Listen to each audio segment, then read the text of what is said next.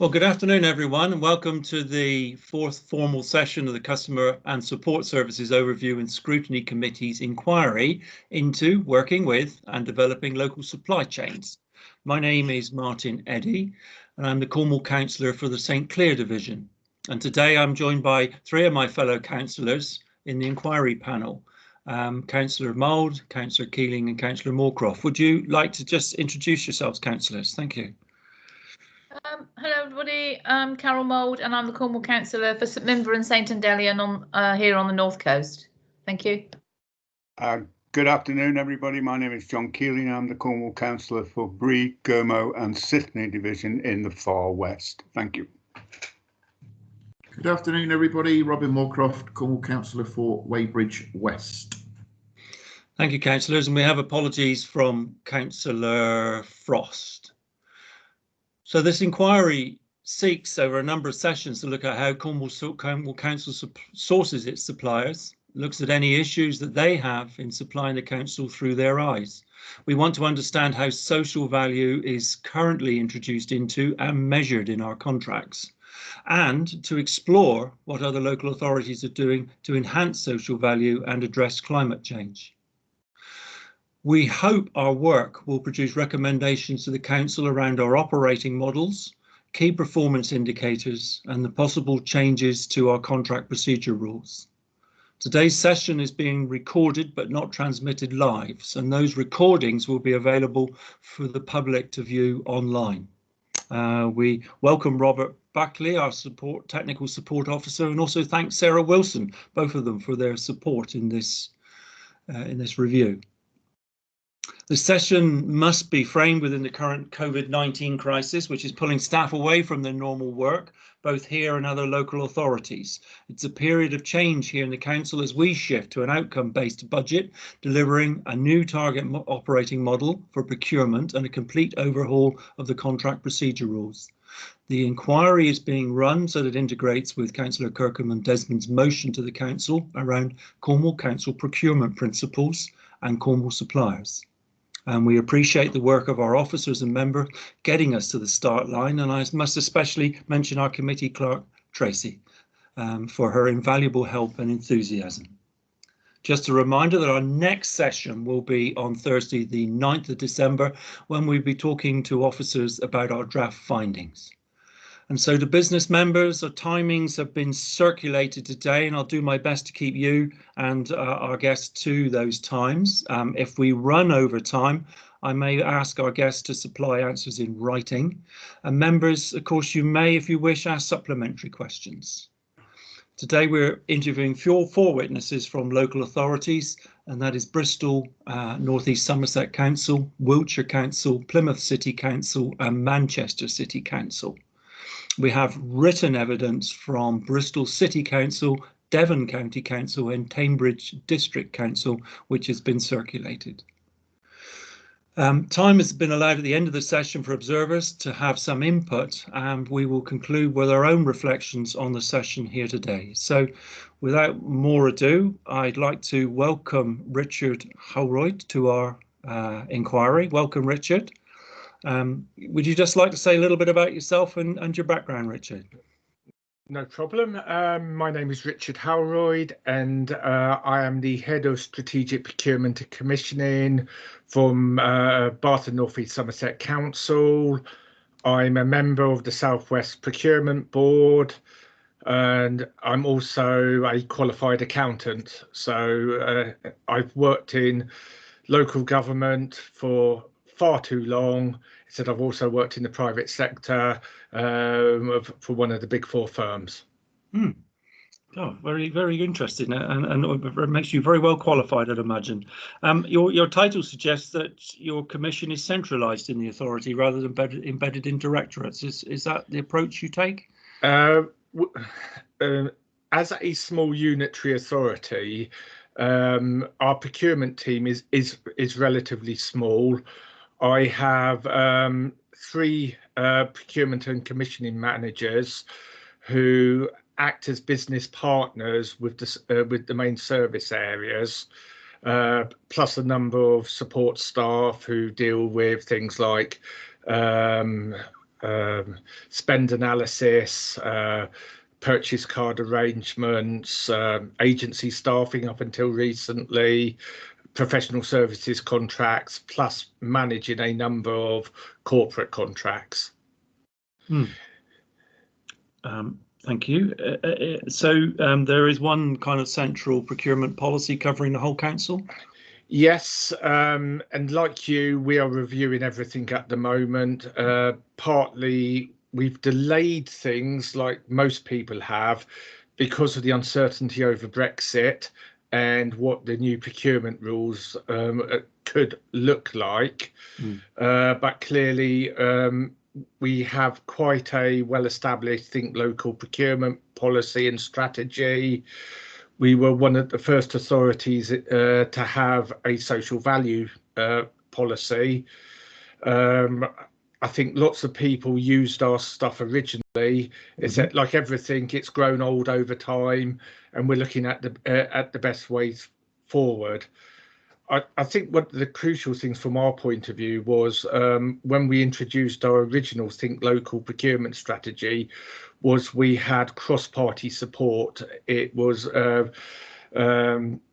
very popular, and at the time quite innovative, because clearly we were looking at what we could and could not do within the public contracts regulations, which I'm afraid can be a little bit of a difficulty depending on the size of what you're trying to deal with. But I think we managed to get it operating to quite a reasonable state. Thank you. We might ask you for more information later on, but in the meantime, I'm going to pass over to my fellow councillors to ask a series of questions and supplementaries, if that's all right. So, Carol, would you like to carry on? Hello, Richard. Hi there. Yeah, I just wanted a question about how you develop your local markets and how you overcame or are overcoming any barriers that you might find. Right. I think the first thing you've got to start with is you need to understand your spend as an authority. Do your spend analysis, work out exactly what you're spending your money on, and then communicate that with your marketplaces, because I think there is quite often a big misunderstanding around what local authorities actually spend their money on and what is actually available to for the local market. If I look in context of my authority spend, 72% probably goes on social care and children's provision. It's probably more than that at the moment. The reality is many local businesses think that we still spend hundreds of thousands of pounds on stationery, print, or a whole load of things. And I think they get a little bit of a shock when they realise how little we do spend on those activities from that point of view. So I think there is quite a lot of education that needs to be done with the local marketplaces, because there are some great opportunities for them, but they need to know how to get them from that point of view, and they need to be realistic about what is available for them as relatively small suppliers. And prior to this session, I've been thinking through what I would almost call top tips as to what you almost need to do. So I think, as I said, the spend analysis I think is really important. I think then the engagement with your officers is really important too. You need to make sure they understand the value of local procurement. So you need to talk to them about things like the triple multiplier effect and the benefits of getting the money into the local supply chains and how it supports jobs. You need to have discussions about if it costs a few pounds more, why don't you go local for the benefits of it? You then also need to train your local suppliers. They need to understand governance. They need to understand how to bid. you use the same procurement system as us. You use ProContract, which is actually one of the better systems, but it isn't perfect.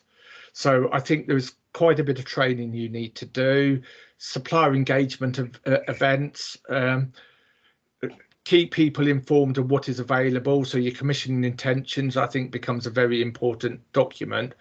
Is that you've got to have that two-way dialogue with the marketplace so that people start understanding it. And I think one of the other education points of view is you've got to get your local providers to understand that they've still got to sell themselves to you, because the problem we quite often get when we run tenders is they tend to forget that they've got to articulate that in their documents, and they seem to think, well, you know who I am, I don't have to write this down. But unfortunately, they're competing against big suppliers quite often who've got bid teams who do this every day. So you've really got to sort of like get that education on it. So with the pre-market engagement, you can spend a lot of time with people, you can upskill people, you can do a lot of work on it.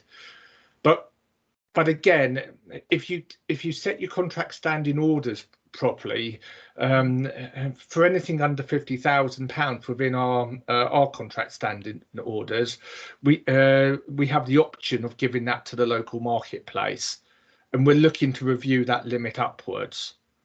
But again, you will have less problems due to the size of your councillors than we do. Local means different things legally depending on how you're operating, and quite often it's seen within say a 30-mile radius. You've got to be very careful about political boundaries from that point of view. So for me, local will mean going into Bristol, South Gloucestershire, North Somerset to a large extent. And I think that's great, because we have a shared marketplace. As local authorities, we work very well together from that point of view. So it just seems that it's about communication and a clear and an understandable process, really, that you're saying. Yeah. I think you've got to do a lot of communication. I'm part of a group called Partners in Procurement, which is the West of England local authorities, plus the Blue Lights, plus the universities. And every year we run a big a supplier event for SMEs at the University of West of England. And we have a standard agenda item, which is taking through all the SMEs on how to engage with us. And then we normally do topics of interest where they might be able to get into the supply chain. So, for example, I think the last time we did it, we did a feature on Bristol Airport. We've done stuff on Hinckley. I know these can be controversial areas, but in terms of local suppliers, they are big opportunities from that point of view. I work very closely on food procurement. I'm on the advisory board for the Southwest Food Hub, and I'm on a DEFRA advisory board around food procurement. And we are currently doing loads of work with Crown Commercial Services to try and make it easier for SMEs and food providers to get into the public sector supply chain, because we do know how difficult it is for providers. Brilliant. I'd give suppliers one other little tip, which I've only really just been thinking about more, which is make it easy for us to work with you. Become purchase card or credit card enabled, so we're not having to pay you through our accounts payable system. That makes life so much easier. Purchase cards are a real good route for us to work with smaller suppliers, because we then don't have to waste time setting them up on the accounts payable system. Provided we've done the governance, especially for goods, it's fine. Okay, there are certain areas where it's more difficult. Lovely. Thank you very much. Thank you very much. Thank you, Carol. Thank you, Richard. John, do you want to pick up the chain? Yeah, thank you. Good afternoon, Richard. Some good points there, by the way. I was Very interested to hear about two-tier systems working really well together. I'm not quite sure it was quite the same when we had a two-tier system.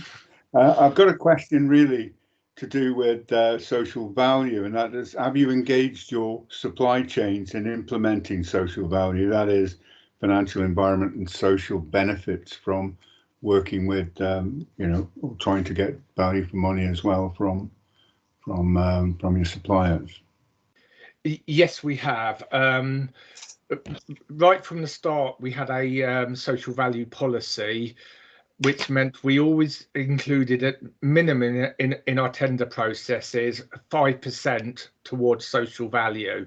So more recently, we've looked to increase it, and we've been looking at some of the more up-to-date approaches, such as the social value portal, the TOMS approach, which we think is very good. And also clearly there's the latest central government guidance around social value, which is a more simplified version of the TOMS approach. But again, I think I would urge an element of caution around the social value. I think it's absolutely brilliant, but quite often third sector organisations and local organisations do not understand what social value actually is. So there is a real risk, if you don't train them and give them enough guidance on it, that again, the larger organisations who understand bid writing can actually game it again from that point of view. And you can have some quite perverse results if you're not careful. Yeah, I get your point. We have some very small businesses in Cornwall, and we'd have to get that point across without getting it too or exaggerating the problem. Yeah, that's fully understood. Thank you very much, Richard. Yeah, I was going to say, if you, the best model so far is probably Bristol, and if you speak to Bristol about what they've implemented there, it's that they've definitely had some issues around it, because their weighting on a social value is 20%. So that's quite high, it is. So you need to think very careful about it. And I think when we go to implement our new approach, we will try and do something proportionate depending on what we are looking to buy, because I think in some circumstances 20% is just too high. It might be too low in some circumstances too. So okay. Yeah, good point there. We haven't got Bristol on today. I think we should steal their ideas and have a look at them. I can give you all the contacts there. Okay, thank you. Thank you. Thank you, John. Thank you, Richard. Robbie, would you like to follow on, please? Yeah, I will, Martin. Thank you. Thank you very much, Richard, and welcome to Tier 1, Cornwall. Are you actively working with the voluntary, community and social enterprise sector? And do they have a special status within your current procurement processes? The answer is yes. I spend an awful lot with that sector. I'm afraid mainly around supplier relief at the moment, because many of the organisations are struggling at the moment. I need to probably explain, Bath as a council, we have quite a strange relationship with the third sector, because we have a prime provider relationship with Virgin Care. So Virgin Care provide all our social work function. They also have lots of our contracts with the third sector. And if you speak to the third sector, they love Virgin. It is a really, really good relationship, because they have lots of certainty over contracts. Virgin look after them in terms of the contract management. There's a very good relationship, and it also protects them from the nuances around the public contract regulations. It does, as they're in effect subcontract arrangements of our main Virgin contract. So that's just to highlight to you that we have quite a different arrangement to many other local authorities. Clearly, in certain areas like children's, we have a more direct relationship. I have a direct relationship, for example, also with Citizens Advice Bureau, who have become a very important partner for us as part of our Compassionate Communities Hub during the COVID crisis. So we have a good relationship, but again, we do contract out all our provision using the light touch approaches. So they are contractual relationships, not grant relationships. Lovely, thank you. It sounds like we could learn a lot from Virgin, perhaps. They are a good company to talk to. They do bring a commercial rigor to it. Lovely, thank you. Very interesting. Thank you, Robin. Thank you, Paul. Thank you, Richard. You mentioned briefly that about the TOMS model. Are you actually using the TOMS model as an evaluation tool, or are you making your own up? We've tested it, and we're looking at the pros and cons of it.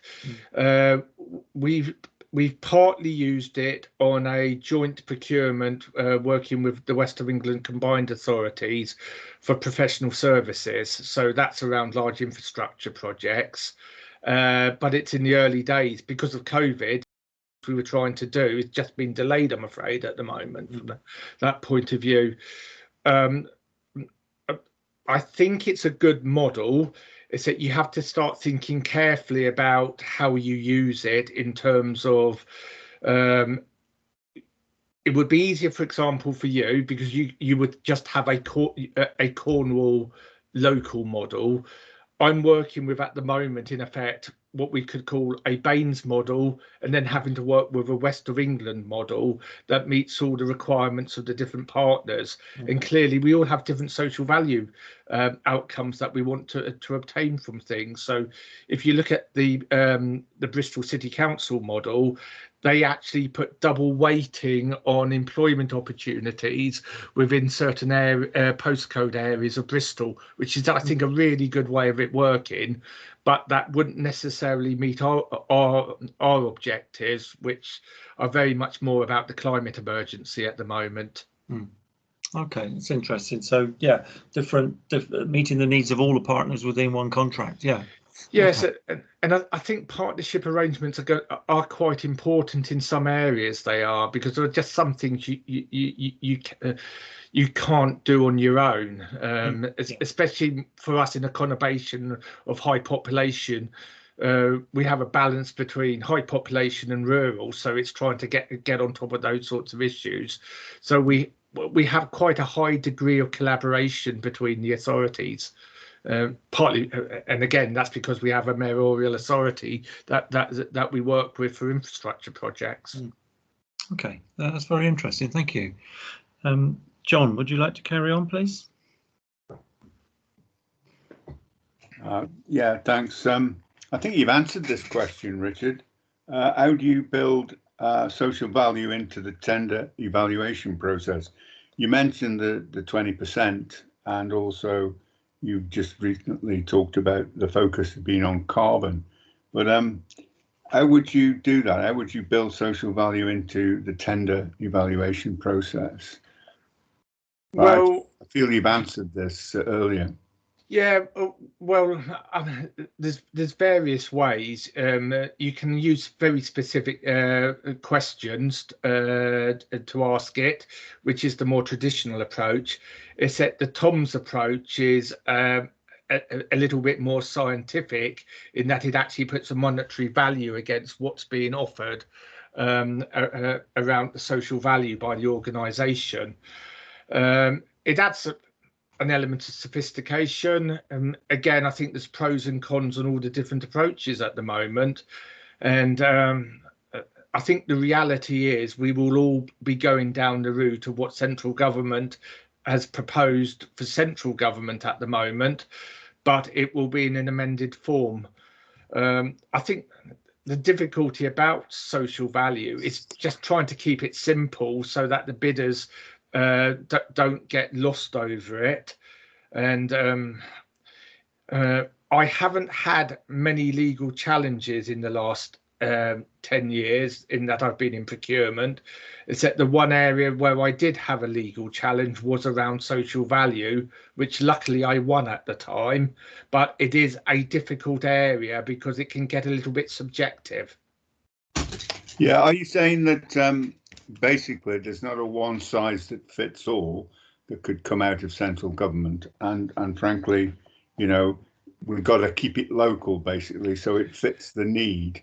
Here in Cornwall, we want to get engaged with our local businesses to drive down the spend a bit, I guess.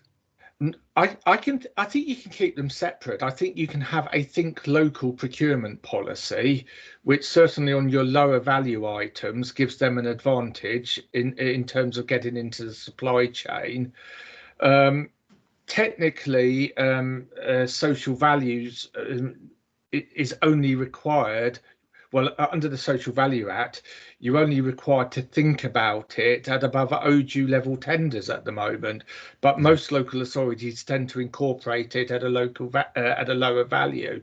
So I think you can separate the think local from the social value. You just have to think carefully how you use social value. Okay, thanks, Richard. And especially at the moment when it's difficult, if you think of it, if your social value is about apprenticeship opportunities at the moment, it might be quite difficult for people to deliver that at the moment. You just have to think very, very carefully about it and be flexible. I think with the Tom's approach, it's quite good in that, in effect, you're identifying a monetary value and you can give alternatives from that point of view. So yeah, it's developing. Since I started looking at social value, it's come on leaps and bounds. I suppose the other model you might want to consider looking at, if you haven't looked at it, is something like the Preston model, which looks at using anchor organisations for joint procurement arrangements and to work more with social enterprises. And if you haven't looked at that, that's quite interesting. It is. And that comes from a model in America, I think called the Cleveland model, where it started off with setting up a laundry service through a social enterprise to deliver to one of their large healthcare providers. So you're talking multi-million pound contract in which a social enterprise won it that created jobs for ex-offenders. So that model's been taken up in a few authorities in this country, Preston being the most notable one. And I know it's something we're thinking of looking at in a bit. We've had some discussions about it because clearly within Bath, we've got two big universities to start with, and we've got a massive hospital as well. So that could be a good way of working with local social enterprises. Yeah, sounds good, Richard. Thank you. Yeah. I'm wondering about laundering money in Cleveland. Yes.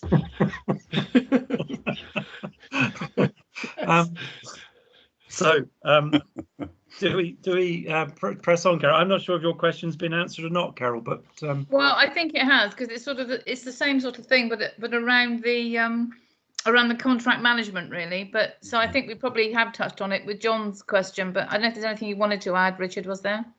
Well, contract management of social value, is that? Yes. Yes. Sorry, it was sorry. Yes, it was. You know how you work the social value into the contract management process. Well, firstly, you've got to make sure that you actually have social value within the contract, and that it's enforceable. So clearly there are standard Z clauses depending on what you're doing, etc., to make it more enforceable within the contracts. But you do need good contract management, and I know that's been an issue we've had with some of our contracts in the past, because you're dealing with large organisations quite often. I'm not talking about the ones with with your small local suppliers, and that can be quite a difficult thing to manage. It can be. So yes, I think you need to be a bit careful about social value, but it can be done. And I think with the Tom's approach, it's making it easier to occur. Okay, brilliant, lovely, thank you. Robin, would you like to pick up the trail? Thank you. Yes, I'm not sure if this has been covered, Yes. but do you have any advice on how to gather evidence and measure the delivery and impact of social value, Richard?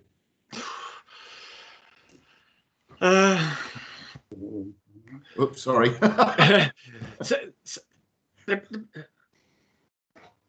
We do struggle at times. I'll be brutally honest, because as you would imagine, quite often we're more concerned about the financial management of the contracts, the delivering of the key outcomes of the contracts.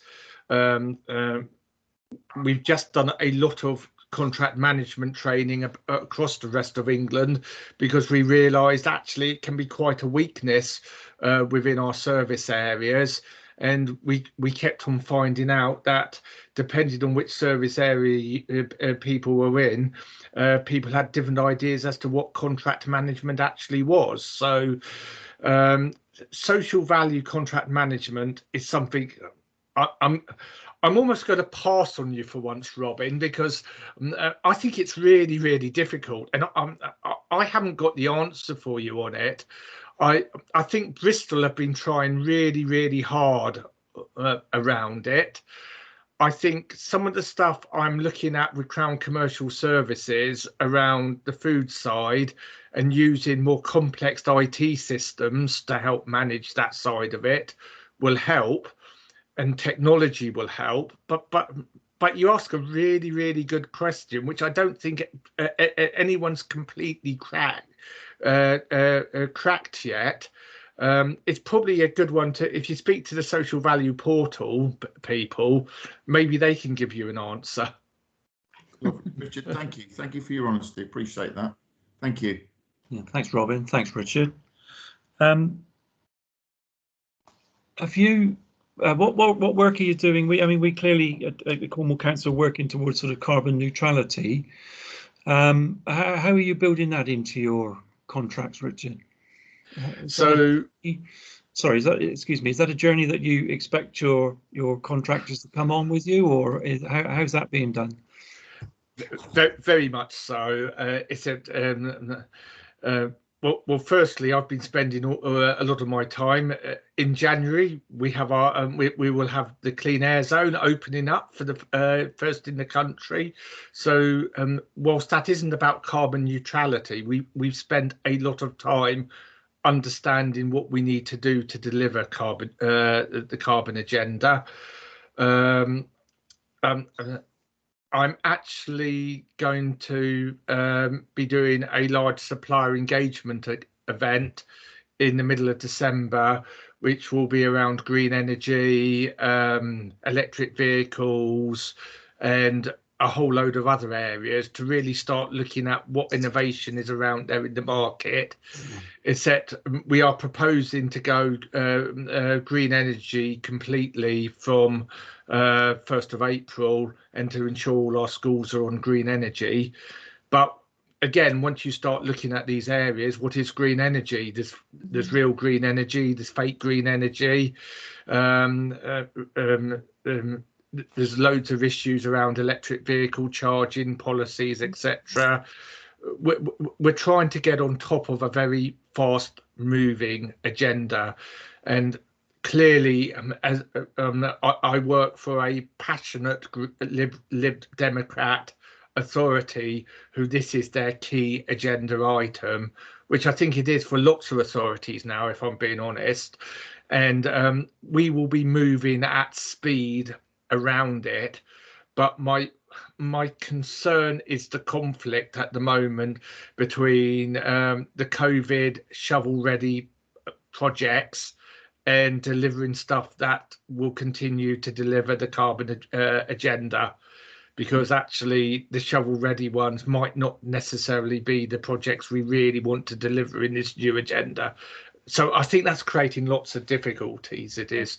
It's in terms of our tender approach, we have lots of, we do ask questions about it within it. We do, and we want to work with partners who have our same agenda. I think that's really important. Yeah, I think that's a powerful point you make there. Thank you. We're coming to the end of our allotted time, but are there any key points? Anything else any other messages you wanted to get across to us in the next minute or two? What I would say to you is, I think we're very lucky in the Southwest in that all the authorities do work together to a large extent. It's quite difficult to do large collaborative projects. I think using supply in the Southwest works really well. I think we do need to spend a lot more time engaging with local suppliers, because as a part of the COVID recovery, I think it's really important.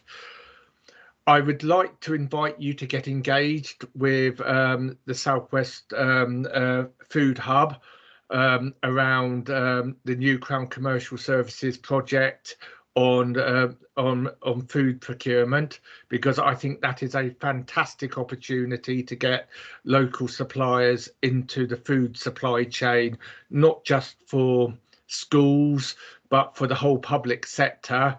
And it's something I've become very passionate on.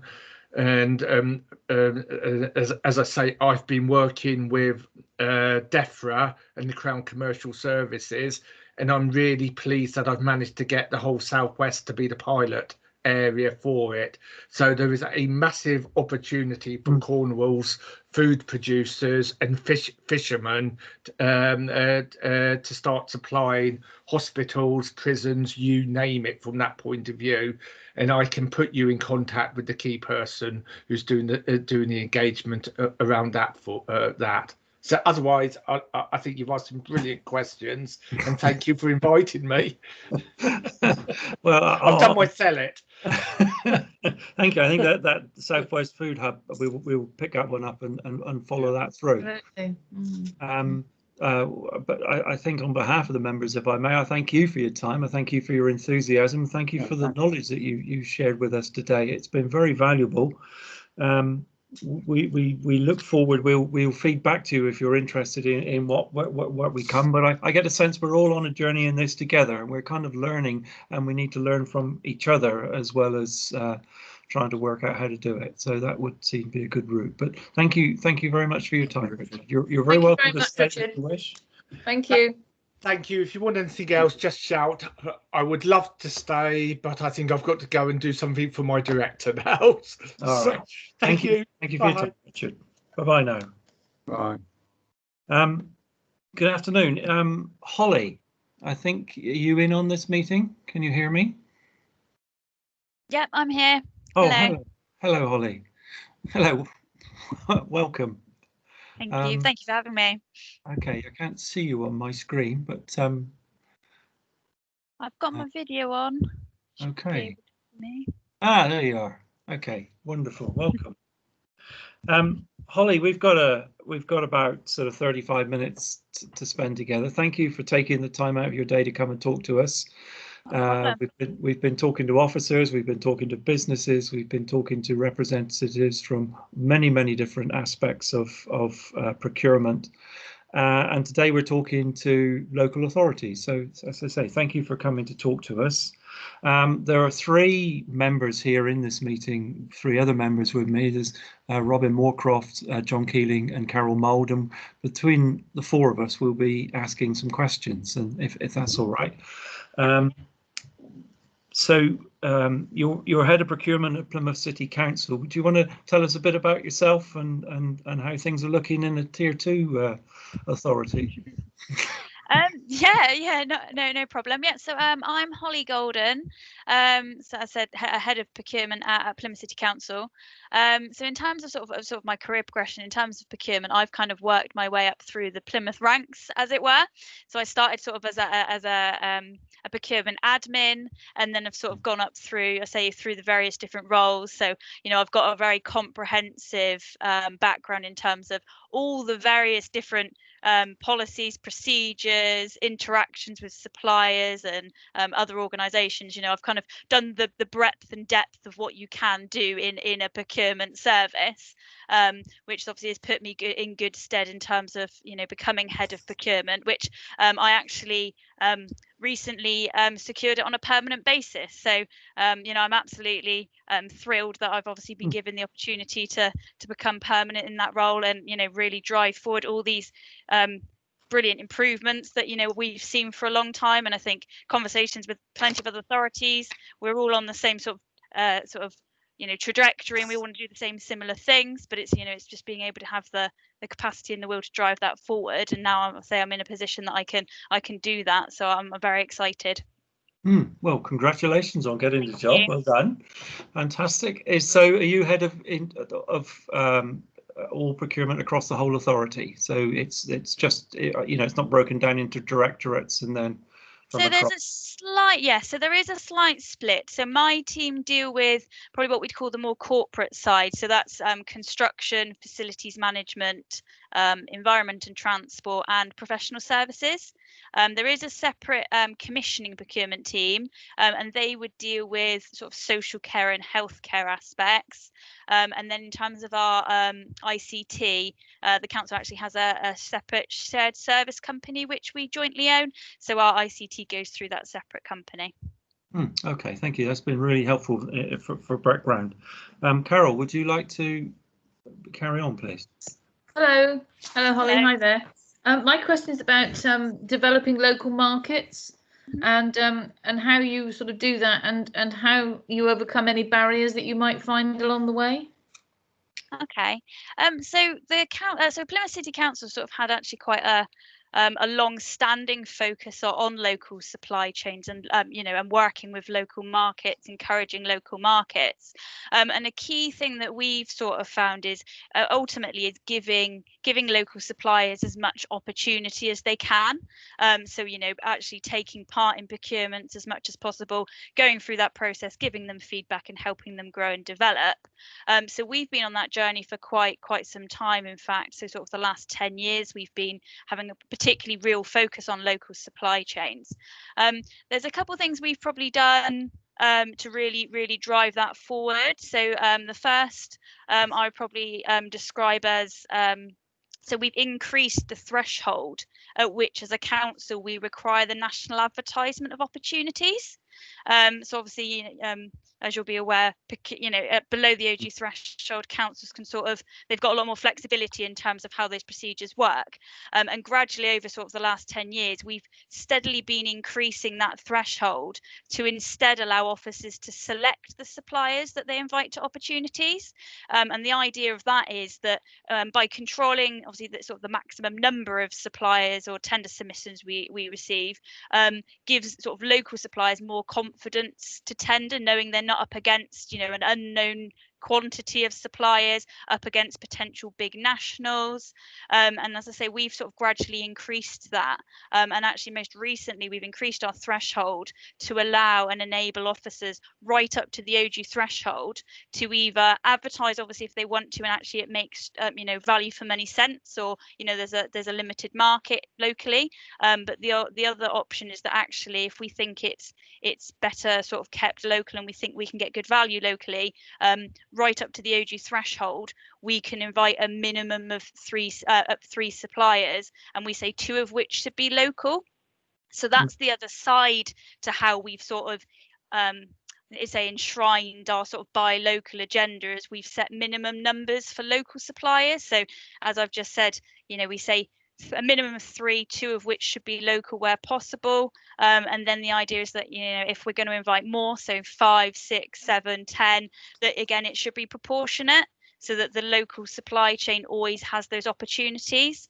And obviously, we know that, you know, in terms of the regulations, you know, it's not necessarily they're going to win, but it's just giving them that opportunity to be involved, be engaged with us. And, you know, the idea is that hopefully, again, as they go through that process, they learn our processes and procedures.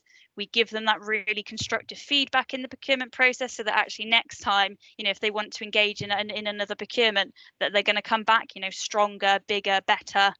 So that's sort of in terms of, you know, sort of the main things we've done in terms of getting our local supply chain moving forward.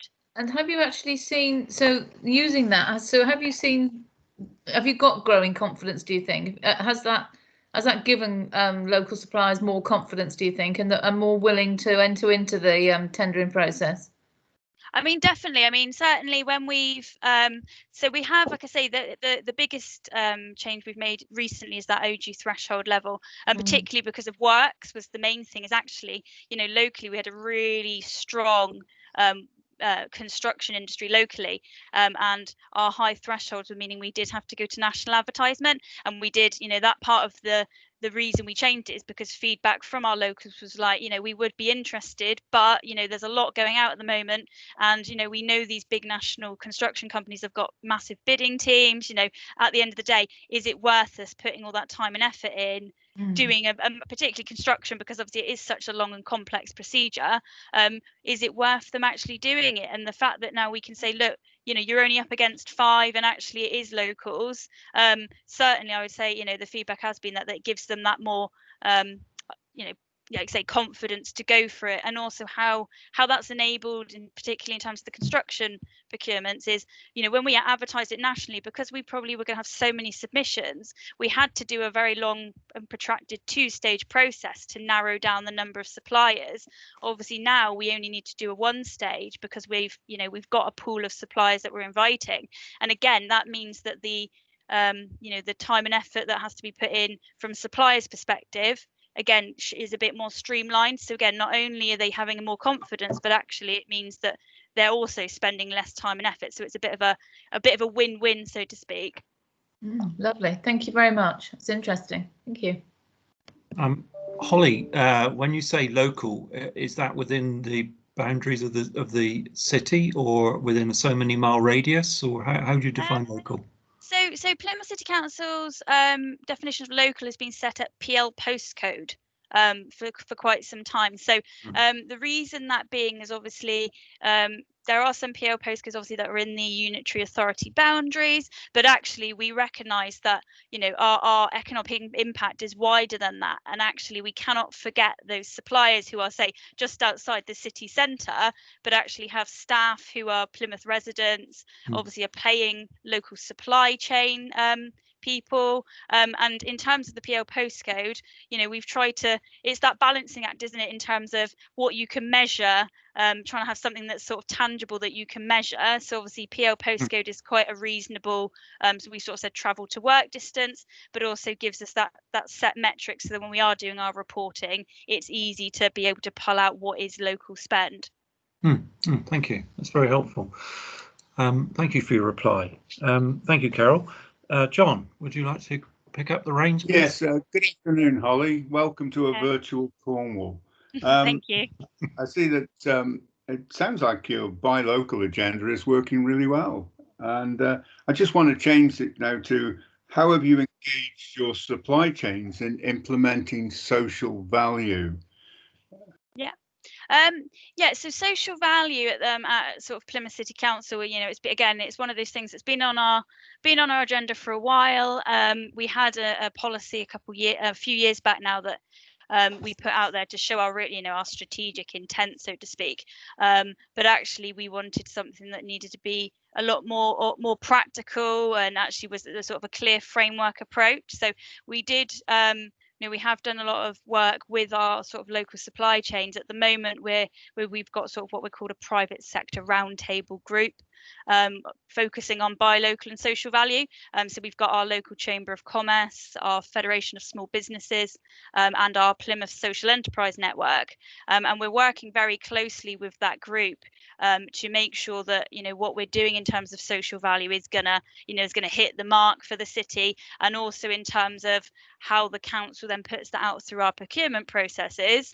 One, getting the word out there that, you know, this is what we're doing and this is how we're gonna work, but also using those networks, obviously, hopefully, to run, you know, training events, and also crucially, obviously, getting their feedback. You know, they are the representatives of, you know, a number of sort of business areas and sectors, and we've brought them in to sort of co-design and collaborate on what we're doing wherever possible. So in terms of that social value, we were very mindful, for example, about SME engagement and how that would work, and finding a way that was sort of fair and transparent, because the biggest probably struggle, I would say, in terms of social value is obviously that in terms of the procurement process is that fair and transparent evaluation, and making sure that actually we've been able to award a contract and we have evaluated on a sort of a like for like basis. So certainly looking nationally at the feedback of how that can happen has certainly sort of been high on our agenda.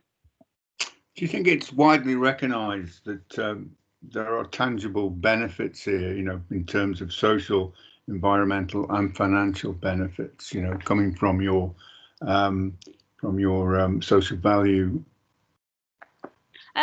So I think our policy. So I suppose I'd like to sort of clarify. The Plymouth City Council has looked at social value in sort of two different ways, and there's one that's been established for quite a while now, which is the National Skills Academy client-based approach. So that is very construction sector focused, but we adopted that a number of years ago, and we said that above construction projects for above £1 million, we would adopt this framework, and basically it's all about skills. So it's benchmarks in terms of if it's a highways project at X value, there's national benchmarks around the expectations around training, qualifications, apprenticeships, training weeks, things like that. And that's been established at the council for quite some time, and we do have actually someone sort of employed that's that looks after that, and that has delivered absolutely massive benefits. I mean, I can share with you some what we've called social value little poster things from different projects, and the amount of brilliant things that are coming out of that. So we've had a project recently, it was like 4 apprenticeships, however many training weeks, it's real tangible benefits that we've been able to then say, look, we put this in a procurement process. Yes, in the document it's just numbers, and it's it's pass fail questions or scored questions, and at the back of it, at the end of these projects, here's these real benefits that are delivered. And we've actually found that a lot of suppliers have not only taken it on board, but really embraced it and gone well beyond the sort of minimum expectations that we've had. On the flip side, then we've got our social value policy. So that is a lot newer. So the refreshed version we refreshed at the end of last year, and that's where we made it a lot more practical, like I say, and a lot more real in terms of actually how we would evaluate, deliver that. So that one is a lot newer. So in terms of delivering the tangible benefits, we've only really started reporting on sort of the committed social value for that in the last few months. So unfortunately, obviously COVID hit, so we couldn't produce our proper templates and things. So that's a lot newer. However, if it's if the National Skills Academy approach that we've adopted is anything to go by, then the fact that we can transfer that from just construction skills to like say these wider also environmental benefits, the economic benefits and the social benefits, and apply it to goods, works and services, then actually that's sort of a good basis to say, well, actually we do really feel that it's going to be able to deliver all those brilliant benefits that we want. Obviously it's just making sure that it is delivered, isn't it? At the end of the day, it's great putting it in a procurement process, but if you don't make sure it's delivered, then you won't get those benefits. Thank you very much indeed, Holly. Thank you. Yeah, thank you, John. Thank you, Holly. Robin, would you like to pick up the questioning, please? Yeah, thank you. Hi, Holly. Hi. Are you actively working with the voluntary community and social enterprise sector? And do they have a special status within your current procurement processes? So I'd probably say that the voluntary community sector, so definitely we do work with them as a council. As I said, we are linked in with the Plymouth Social Enterprise Network representative, because we want to make sure that that group is sufficiently represented and considered when we're doing our policies and procedures.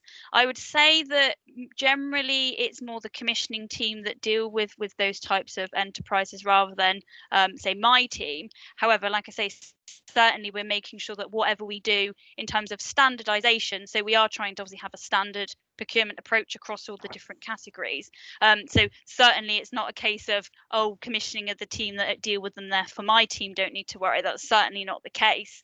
I know in terms of the sort of the commissioning side that they do a lot of work with the voluntary and community sector, because obviously that's, you know, largely where their supply base is. So in terms of running procurement activities and things, I know they do a lot of collaboration. They do a lot of, you know, say suppliers bidders days and things when they're going out to tender.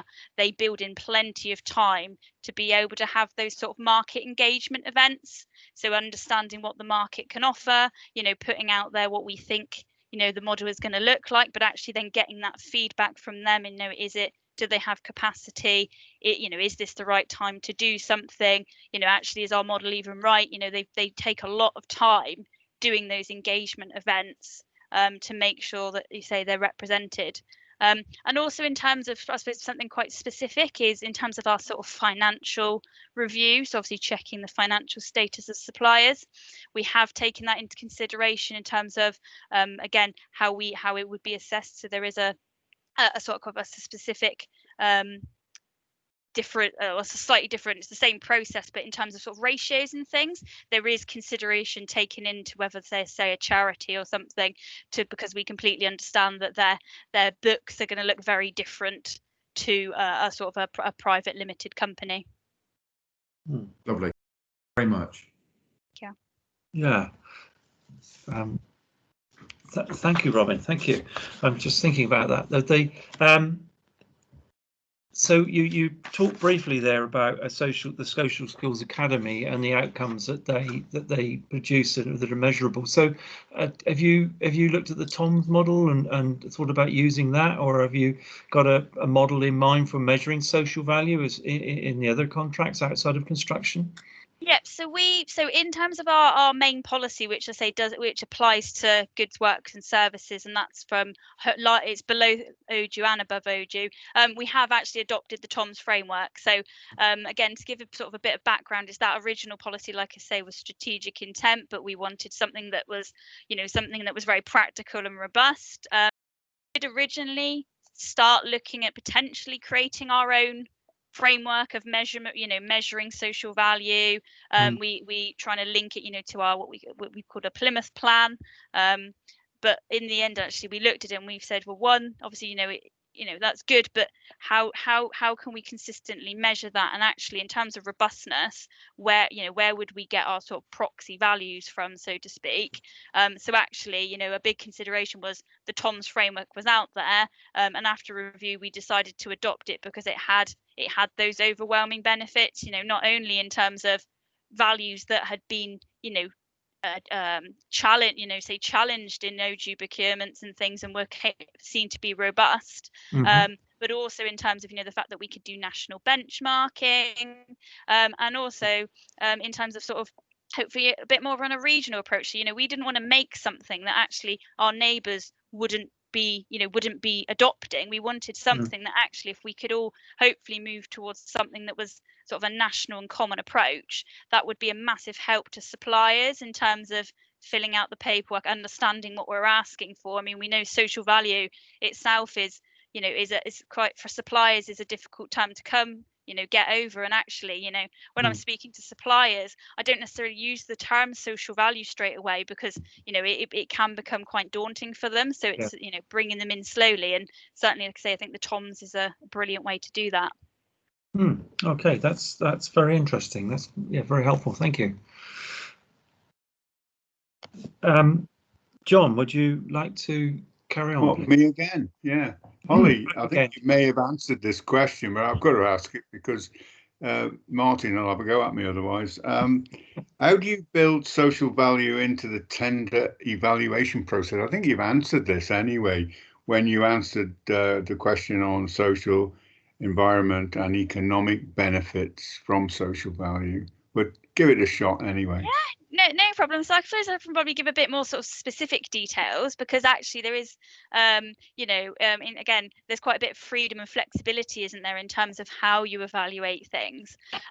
So in terms of the sort of the combination of the two, so National Skills Academy at the moment we've done as a bit of a pass-fail. So because there's benchmarks and minimums, we've said right, for the time being, then that's you need, these are the minimums. Pass-fail, you either say you're going to meet them or not. But like I say, those benchmarks have been industry and robustly checked, so we're not concerned that suppliers wouldn't be able to meet them. In terms of the sort of the wider TOMS and social value, then we've split it up between sort of a quantitative assessment and a qualitative. So in terms of the quantitative, we've used obviously the TOMS calculator, so using those proxy values to work out how much social value a given supplier is going to sort of commit under that contract. And we've added, in terms of picking our indicators, we pick the ones that are relevant and proportional, put them in there, and then obviously the suppliers can commit whatever they want. So at the moment we've not put in minimums, because obviously it's very new, and we want to be able to learn our market. So actually we're saying to, particularly as our SME, saying you can commit what you feel you can commit. We don't want to be forcing you to commit to things. Maybe down the road, once we get in a more mature state, potentially putting some minimums in once we understand the industries a bit better. But certainly for the time being, it's they put in what they can. Obviously if it's zero, it's zero, that's fine. And then obviously in terms of the weighting that's applied to that quantitative side, it'll be the person obviously who has the highest proxy value that would get the full marks, and then a proportion thereof. But also in support of that, then obviously we're asking them for method statement questions. So it's all well and good saying you're going to go into 3 schools, but actually what does that mean? How are you actually going to go about that? Have you got schools in mind? Do you understand the local community? So against each one, then they are asked to say how they're going to deliver each commitment, and then that's scored in a bit more of a standard quality response, so sort of a 1 to 5 excellent to poor type thing, and then obviously those 2 scores then are combined with the standard price and quality evaluation. Yeah, thank you very much. I'd actually written the word benchmark down before I asked the question, so that was very satisfying. Thank you very much indeed. No problem. Thank you, John. Thank you, Holly. Carol, would you? Yeah, so this is still on social value, Holly, but how do you build that into your contract management process? Yeah. So that's obviously something we are working on at the moment. I mean, I suppose the best thing, or one of the best things as well about the TOMS framework is the fact that it is a commitment and it's already built in there for you. A lot of the work is done. So again, instead of having to think about KPIs and measures and how we would possibly look to do that ourselves, the fact that the TOMS framework has asked those suppliers to make those commitments it's obviously something that's not unfair then, because they're the ones that have put it in there, and then that becomes contractualized. So very much at the moment we're saying to contract managers, you would treat this as any other sort of KPI, minimum delivery expectations, manage it in the same way you would any other deliverable under the contract, but at least they've got those those numbers committed. Certainly moving forward, we are hoping to sort of write a bit more of a contract management guide in terms of actually as a contract manager, what things do you need to be thinking about and doing, and also maybe taking it one step further, so learning from the likes of sort of Bristol, because we obviously know that Bristol are really far ahead in terms of rolling out social value, that actually learning from them and saying do we need instances for sort of contractual, a bit more specific contractual terms. So at the moment, relying on the sort of the standard overarching ones, but actually moving forward, do we need more contractual terms that are specific, so that actually those contract managers can ensure that they're delivered sufficiently, and that's something that we're going to explore sort of in the months moving forward. Lovely, thank you very much. Thanks, Carol. Thank you, Holly. Robin, I'm looking at your question. You may think that it's been answered, but ask it by all means. Yeah, hi Holly again. It's Bristol mentioned again. They seem to be getting a lot of things right up there, don't they? This is the same question I put to Richard just now. Do you have any advice on how to gather evidence and measure the delivery and impact of social value? And I apologise if you have already explained that. No, that's fine. Yes, I mean, like I've said that the measures of delivery are sort of set out in the procurement process to begin with. Obviously, if you've seen the TOMS framework, you'll know that they aren't just those high level themes, that actually they go right down to the nitty gritty of how many local people do you have on your contract delivery team. It's the pence per mile of carbon saved, so it is very, very specific, and again, that's why it's such a it's so brilliant that you can adopt something like that, because it's done most of the hard work for you, really. In terms of obviously the evidence and the measuring, again, I think that's something that Plymouth is certainly wanting to work on. In terms of our sort of going back again to our National Skills Academy, I mean, actually under that we've actually sort of employed someone that deals with all of that. So a dedicated person who's going out there and working with these suppliers on a day-to-day basis, obtaining this evidence firsthand. I mean, obviously some things, you would build in naturally, like, contract management information. But like you say, in terms of actually, checking these facts, checking these things out, it would largely rely on, that contract manager really getting involved, I think, and getting stuck in, so to speak. So like I say, in terms of national skills, we have, Emma, a lady called Emma Hewitt, who actually, will help develop these. If they do have to do a careers day in a school, she will actually help them do that and book them, and and work with them on that. So there's someone who's seeing firsthand the sort of the benefits that are coming out of that.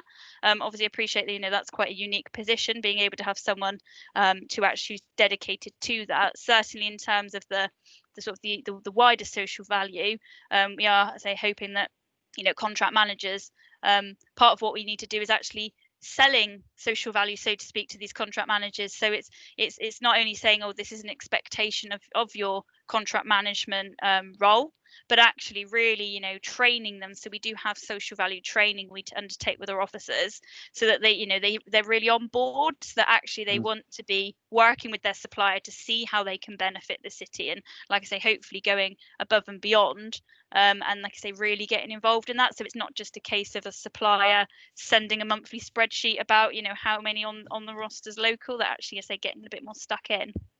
Great, thank you. That's very interesting about getting into the schools at a very early stage, and engaging. That sounds something that we might be able to take up. Thank you, Holly. No problem. Yeah, thank you, Holly. Thank you, Robin. The role of that contract manager, Emma Hewitt, is she involved in?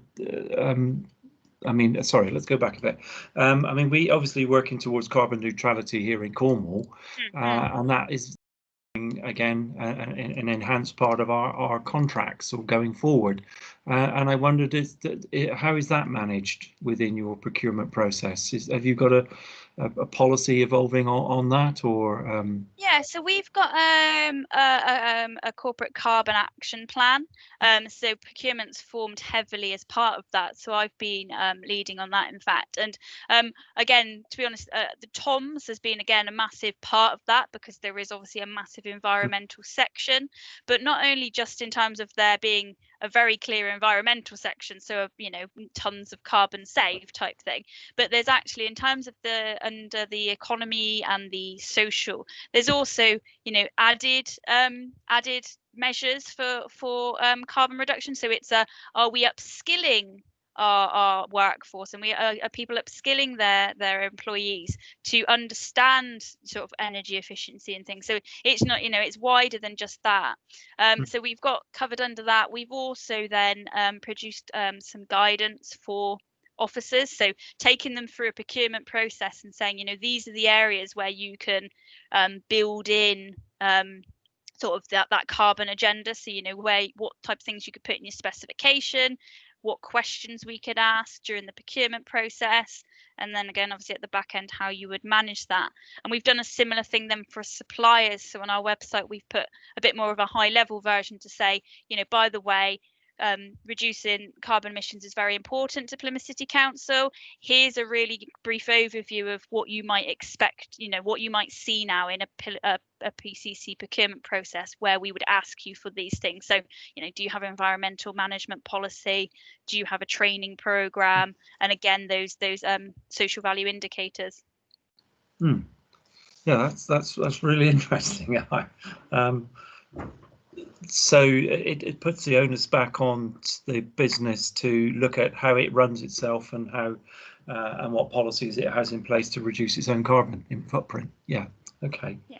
And also, sorry, just to add to that, so there is, I know as well under the TOMS, there's a indicator then, and also says like in terms of rolling it out to their supply chain. So obviously, it's not just a case of, the supplier helping the council reduce their carbon footprint, but also there's the question of actually, obviously, one, what are you doing as a supplier? And at the end of the day, that might be part of why we work with you, because you have those good credentials.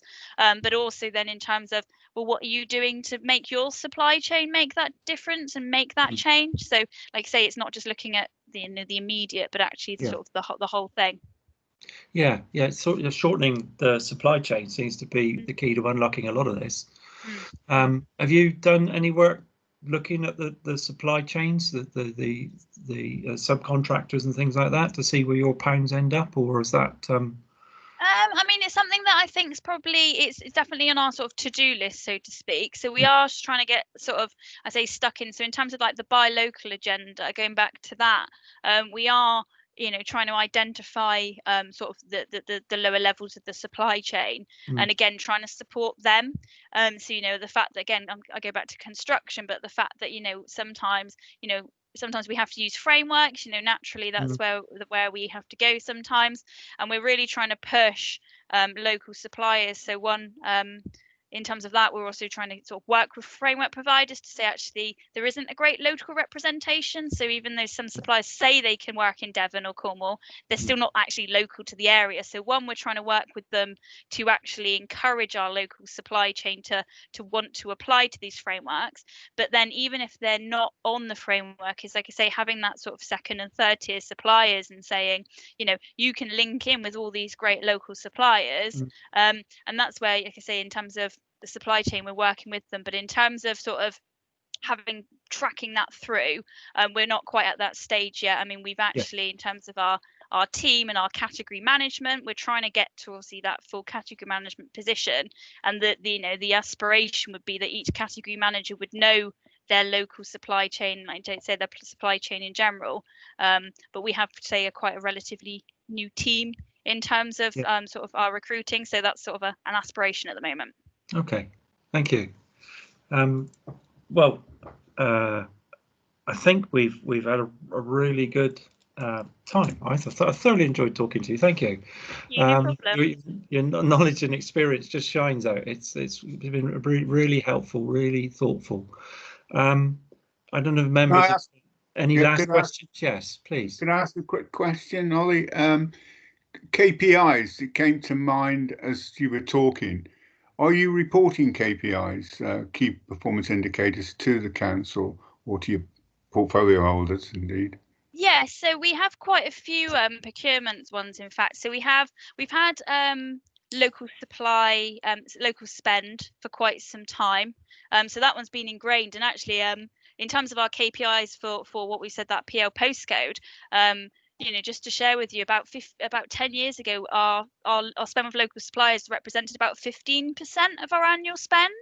And over the last 10 years, we've got it up to just under 50%. And we're actually trying to, in light of COVID and the current situation, we've actually given ourselves a target to go sort of 10% beyond that. So we're really driving that forward. And I say that's been a KPI that's been quite there for a while. We also monitor SME spend, the PL post SMEs within PL postcodes, so having that crossover. Most recently, since September, we've now started reporting on social value. Again, there's a monthly sort of year-to-date figure. And then in terms of obviously our sort of standard ones in terms of compliance, we've been doing that as well to really drive up, again, trying to drive those right behaviours. That sounds really good. Thank you very much indeed. No problem. Thank you. As I say, it's been an excellent session. I've thoroughly enjoyed talking to you and learning from what you've been doing there in Plymouth. Thank you for having me. Well, that's all right. I thank you for your time. And we, you know, if you're interested, we'll share with you what we've learned, and perhaps you could give us some pointers if we've got supplementary things that spring to mind after we said our farewells.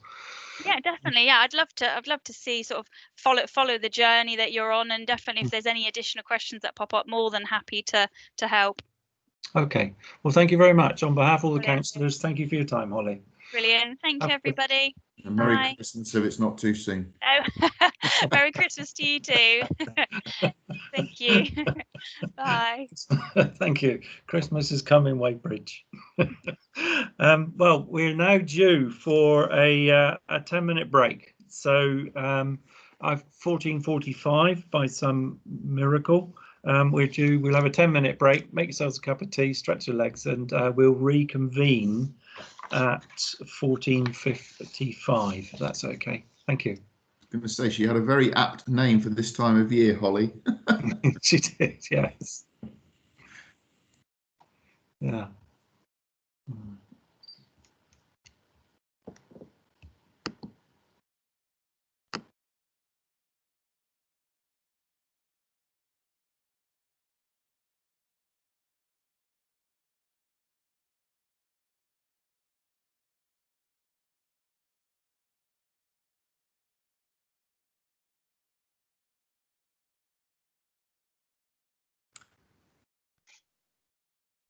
Hello, Jonathan.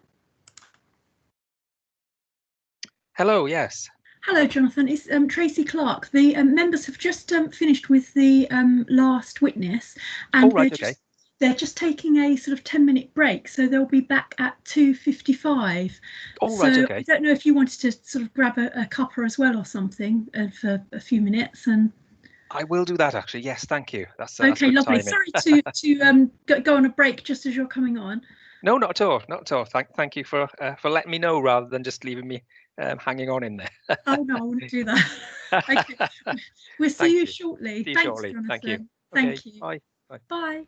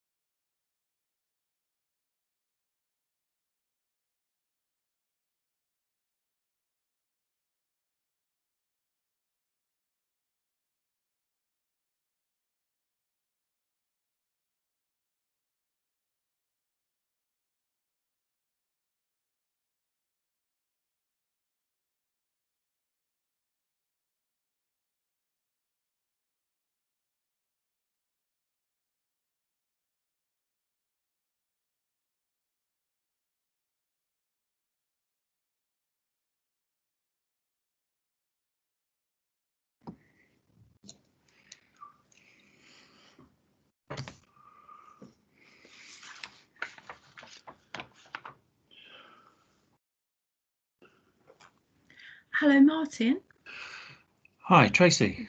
Just to let you know that Jonathan joined the call just after we went on a break. So I said to him that you'd just literally gone on a break and to grab a cup of tea or something. So he may be back on the call now. Okay. Thank you. Thanks for that. Martin, just to let you know, I've got a meeting at 3, so I'll duck out probably a minute or so before then. All right. Thanks, Mike.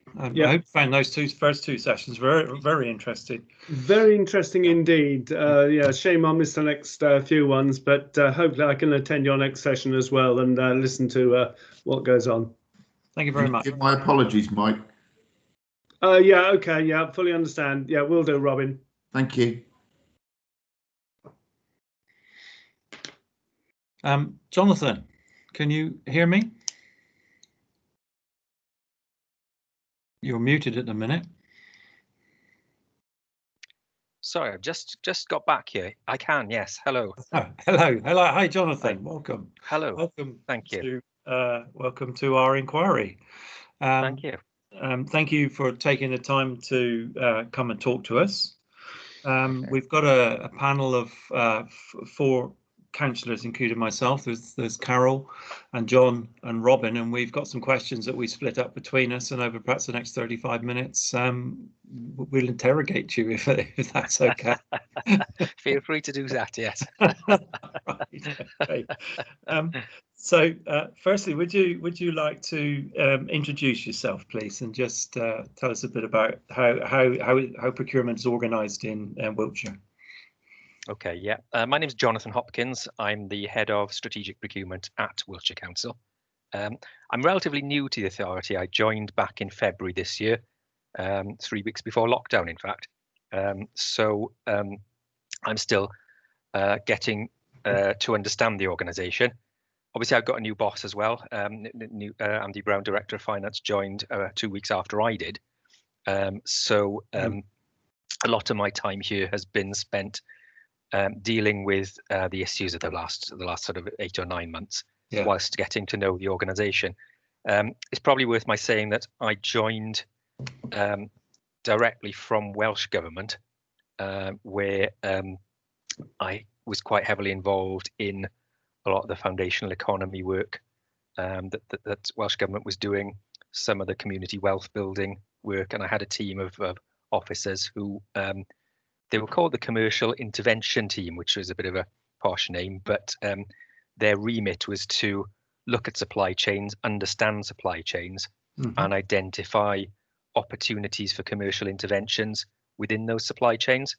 And so I think when the invitation came through to join yourselves today, I mentioned that most of what I would be able to share is based on previous experience, which I'm attempting to bring to bear within Wiltshire, but it is very early days in terms of my joining here. Well, thank you. No, I think we welcome that experience as well. So please, set it in both contexts of the places that you're working. Okay. So we're going to share out the questions as I mentioned earlier, and I'm going to ask Carol to carry on. Okay, thank you. Hello, Jonathan. Hi there. Nice to meet you. Hi. Hi. My question's about developing local markets. How you go about developing local markets, and have you had to overcome any barriers to sourcing local suppliers? Okay. If I relate that back to my time at Welsh Government in the first instance, I think the important point.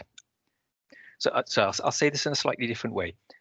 It's the lessons that we learnt attempting to do this were to always take a step back and to understand what it is we're actually trying to deliver, and what the current situation was within the community. So we set a baseline in terms of what our understanding was from the outset, and then looked to incrementally increase that baseline.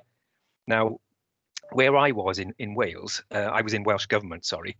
Whilst Wales is quite a small geographically, we had 22 local authorities. Well, we still got 22 local authorities. So I was able to look at it from the sort of Welsh government perspective, but also from the local community perspective.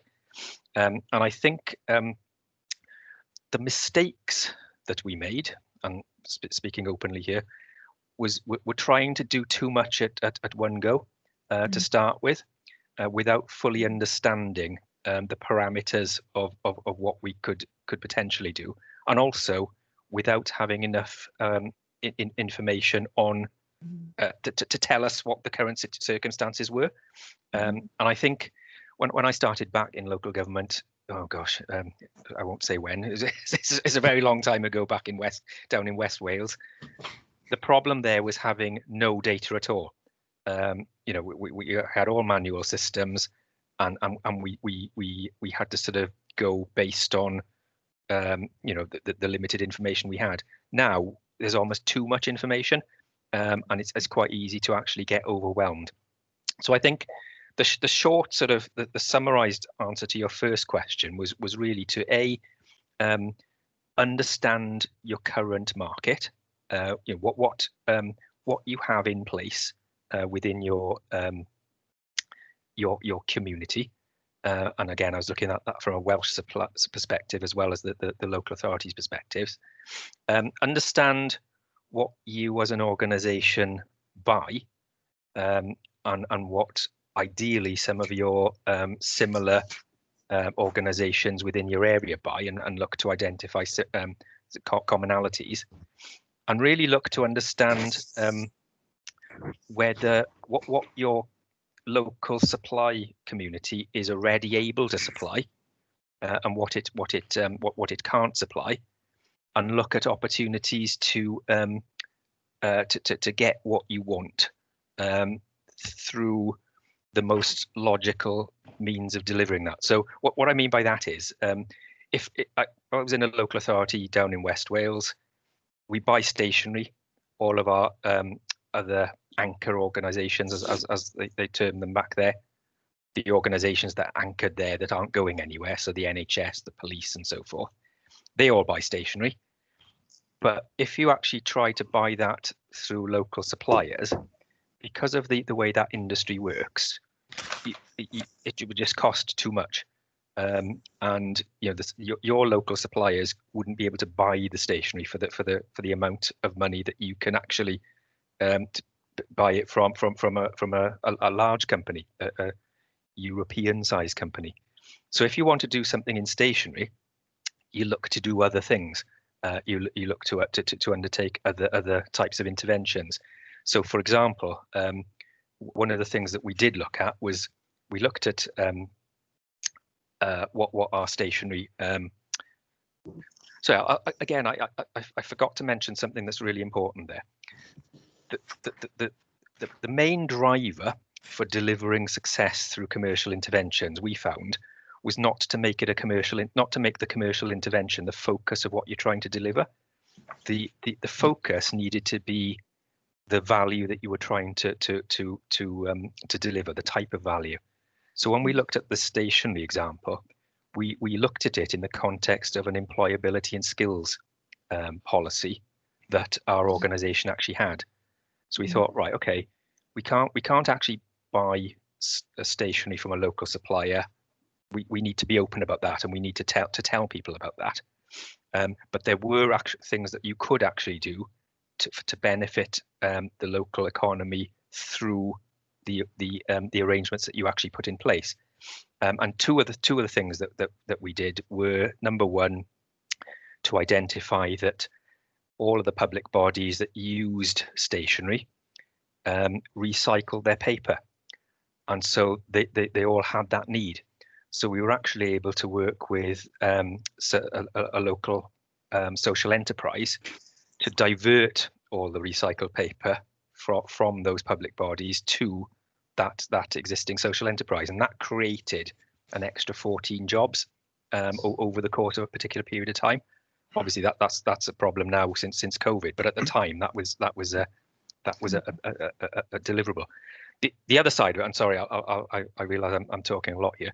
The other side of it in terms of that stationery was that was one example.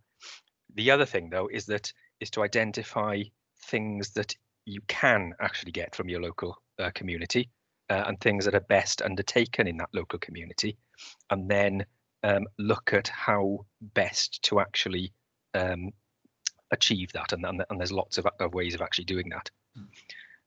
To come to the barriers, I think that I think I've already mentioned that trying to do too much is one of them. The other one, the other main one, which might sound like a strange one, is too many cooks. When the Social Value Act came out, and again that wasn't applicable in Wales, but so a separate act came out in Wales. Everybody tried to do it, and what you had was too many people. Rather than providing a specific focus within an organisation and getting a main emphasis in terms of this is the policy of this organisation, and everybody sort of aligning to that.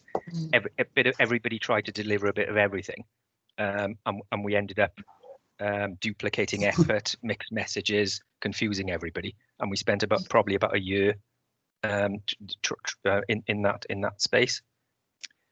I think the final barrier, or there's lots of other ones, but the final one that I'll quote is focusing too much on what you can't do rather than focusing on what you want to do and working out a way to actually deliver that. So, there's a common statement I've heard over the years is, the European procurement regulations don't let you do that. Well, there are things that you can't do, but it's not because of the regulations. If you were a private business trying to stay in business, you probably wouldn't do a lot of the things. What you would do would be quite similar to what you do to operate within the regulations anyway. Try to get the best value, try to sort of understand your supply chains and manage those, and to be open and transparent to the supply community. Sorry, Lovely. I'll stop. Thank you. Yeah, it sounds as if it's a common theme running through here. Make sure that you engage well and that the process is clear and as simple as you can make it, really, without too many. Yeah. Lovely. Thank you very much. Okay. Yeah. Yes. Well put, Harold. Thank you. Thank you, Jonathan. John, you want to pick up the training? Yeah. Thank you very much. Good afternoon, Jonathan. And hi. Good to see somebody from Wiltshire. Wiltshire and Cornwall have been on the same journey since Unitary started, and I've been up there a few times. Just a simple question, really. How have you engaged your supply chains in implementing social value? And I agree with your comment about the lack of prescription in some of this stuff really helps us to move on. Okay, no, thank you. And I have been hearing a lot about the journey since 2009-10. Since I joined here, so yes, it must have been interesting to have experienced that. I think what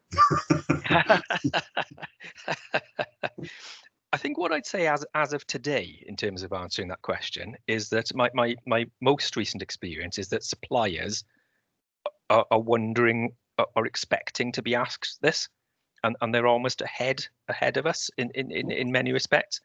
And when I say us, I say us as a procurement community, as opposed to my current organisation specifically.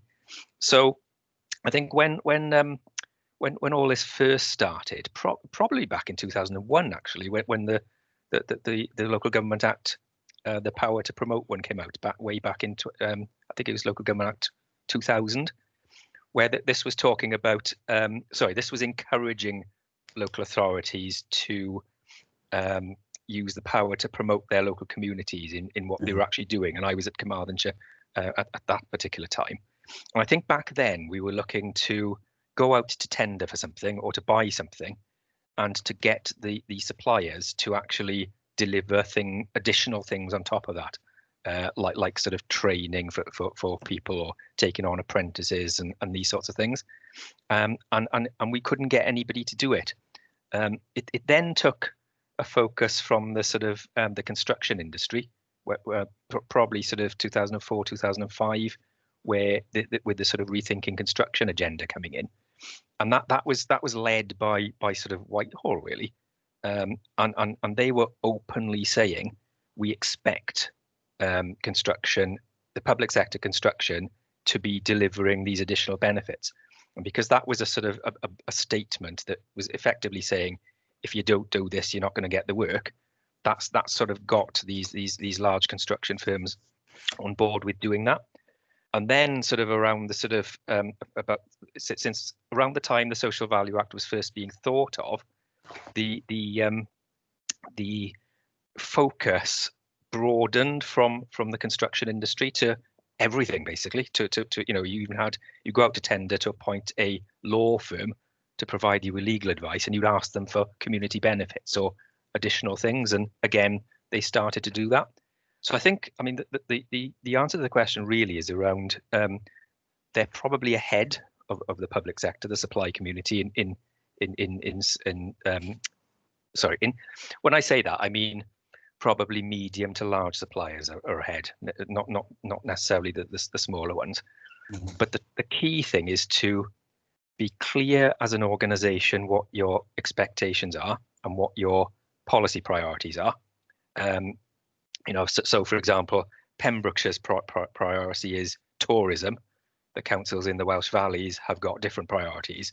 So you can use what you need to focus on what it is your authority's priorities are. So you very clear on that. Publicly state as an organisation that these are your priorities, and almost let that sort of be embedded in everything that you actually do, including procurement. And then what's a lot of local authorities are doing now.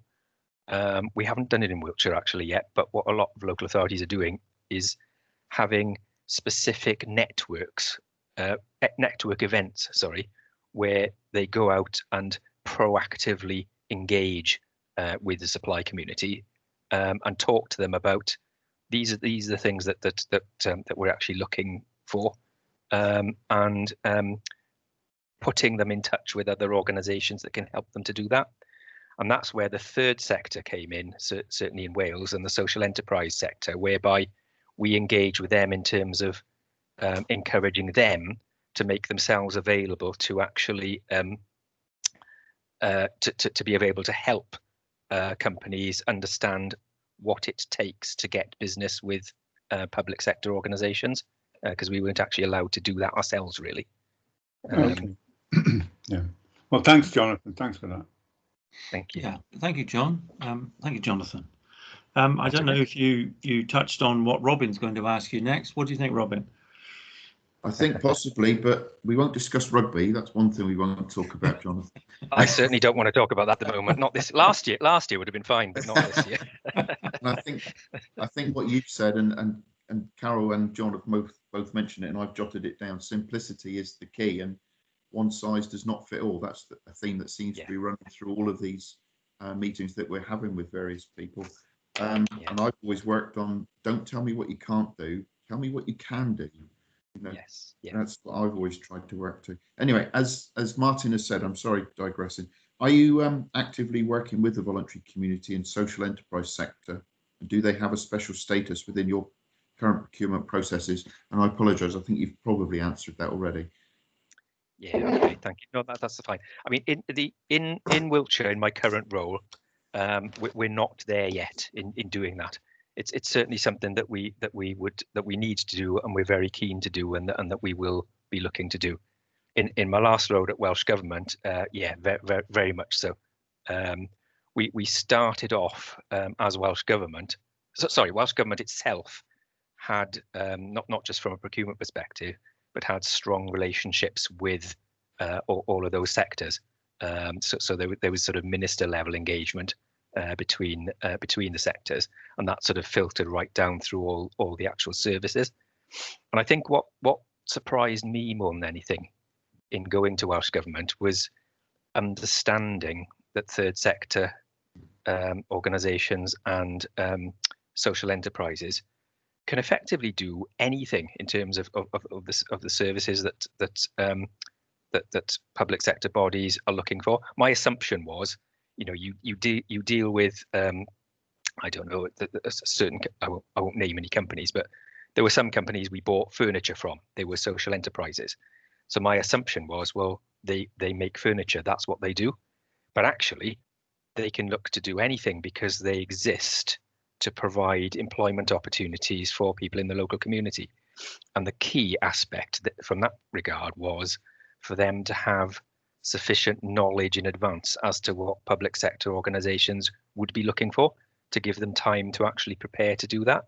And it's funny actually, because when I was at Carmarthenshire, we found it very difficult, as most of our fellow councils there, we found it very difficult to pull together a list of all of our upcoming contracts to actually publish to make available, because there were all sorts of reasons why you can't do it.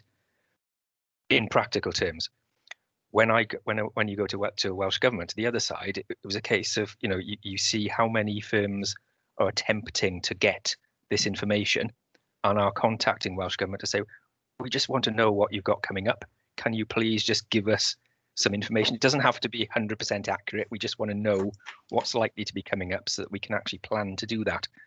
So a lot of what we did was try to make that information available, but then also by engaging with the representatives bodies of some of the sort of third sector and social enterprise communities, we were able to look at it from not from a what can you do for us perspective, but more from a how can we deliver these overarching policies for the benefit of Wales, and what are the commonalities. And I think that the one thing I may not have mentioned is that it is, I think I started but I forgot, is key to it was having data, good data, spend data, where public sector money goes, who's got the contracts, and then to be able to cross-reference that data with other types of information. So, you know, who lives in your area? What are the demographics? What are the employability needs over the coming years? So, for example, back in Wales, there's a huge amount of construction that needs to take place over the next 10 years if everything goes to plan. But there was a lack of people in Wales with the skills to do that. So that generally meant people coming in to undertake the activities. Whereas if we know we're going to be doing something in 5-10 years time, could we not use the local education providers to actually equip people with those skills to be able to meet those specific requirements?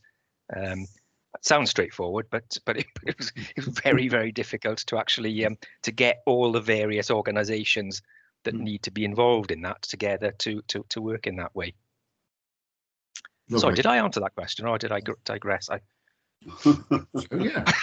I think I significantly digressed there. Oh, that's good. Thank you.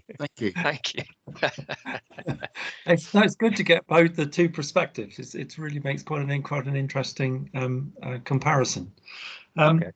Are you using something? What sort of? How are you measuring your social value outputs? Have you thought about how you evaluate those within contracts?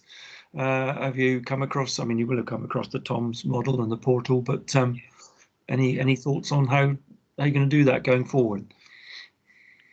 I mean, when we're not doing it here at the moment in Wiltshire. Sorry, when I say that, we're not systematically doing this in the way that we ought to be doing it. We are achieving some types of social value, but it's quite ad hoc, and we need to we need to just bring our systems together so that we're actually coordinated, and we're looking to do that. Certainly back in Wales, and again, I'll refer to that because it's directly relevant, I think. As I mentioned, the Social Value Act, when it came out, wasn't directly applicable in Wales. We didn't have to follow it. But in Wales, our own act came out, the Wellbeing of Future Generations Act. That came out 3 years later. Now, that was basically the Social Value Act with your social, economic, environmental, with a cultural strand and lots of different practicalities. What we found was that, or what the Welsh Local Government Association have now discovered over the last 18 months, is that they like the social value TOMs as a way of measuring, and it's equally it's better than anything they can come up with in terms of the applying it to the Wellbeing of Future Generations Act. I think two things I'd say, well, three things I'd say. Sorry. Number one, the TOMs, when you look at it, it's great. And where I was as Welsh Government, it was great for me because if all the 22 councils adopted it, everybody was doing the same thing. It was quite easy to measure and to actually make comparisons if that's what we wanted to do. As a council, not all of the areas were equally applicable. Mm-hmm. So I think the way that they've looked at it back in the local authorities in Wales is that they got that as the sort of core model, but you can add different things if you wanted to, as depending on what your priorities were. And my personal view, and I'll stress it's my personal view, was that the extent to which that happened depended on the political leanings of the organisation. Now, in the third thing I'd say is that we did spend a lot of time back in Wales in working out how to measure the value delivered, but we spent too much time at the start trying to do that without actually delivering any social value. So I think it's quite important to get that right. And it's sort of, this is the wrong thing to say it like this, but it's sort of less important to work out how you're going to measure it until you actually know that you can deliver something and you're clear on what you are actually delivering. But it is important, and sorry, the final thing I'll say now, what was most effective was saying what you intended to deliver before you delivered it, then delivering it, and then saying when you delivered it, we said we were going to deliver this, this is what we've actually done.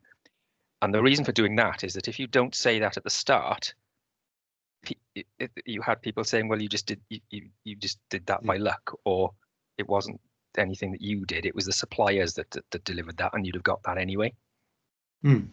Okay, that's very interesting, because I think that links really straight into John's next question. Okay. Yeah, it does actually. I mean, my question really is, how do you build social value into the tender evaluation process? And I hear what you said about social value earlier, and I'm just wondering, you're new to Wiltshire, and you're going to bring that experience that you gained in Wales forward into the Wiltshire Authority. Okay. I think there's a fairly significant expectation that I will need to be doing that. So yeah, that is the plan. I think couple of things in terms of how we'll do that. The first thing is to have a practical mechanism for doing it, and that generally involves having a procurement process, generally based on a procurement cycle where you map out all the various stages of what you're going to do, and you use that as a basis for following that.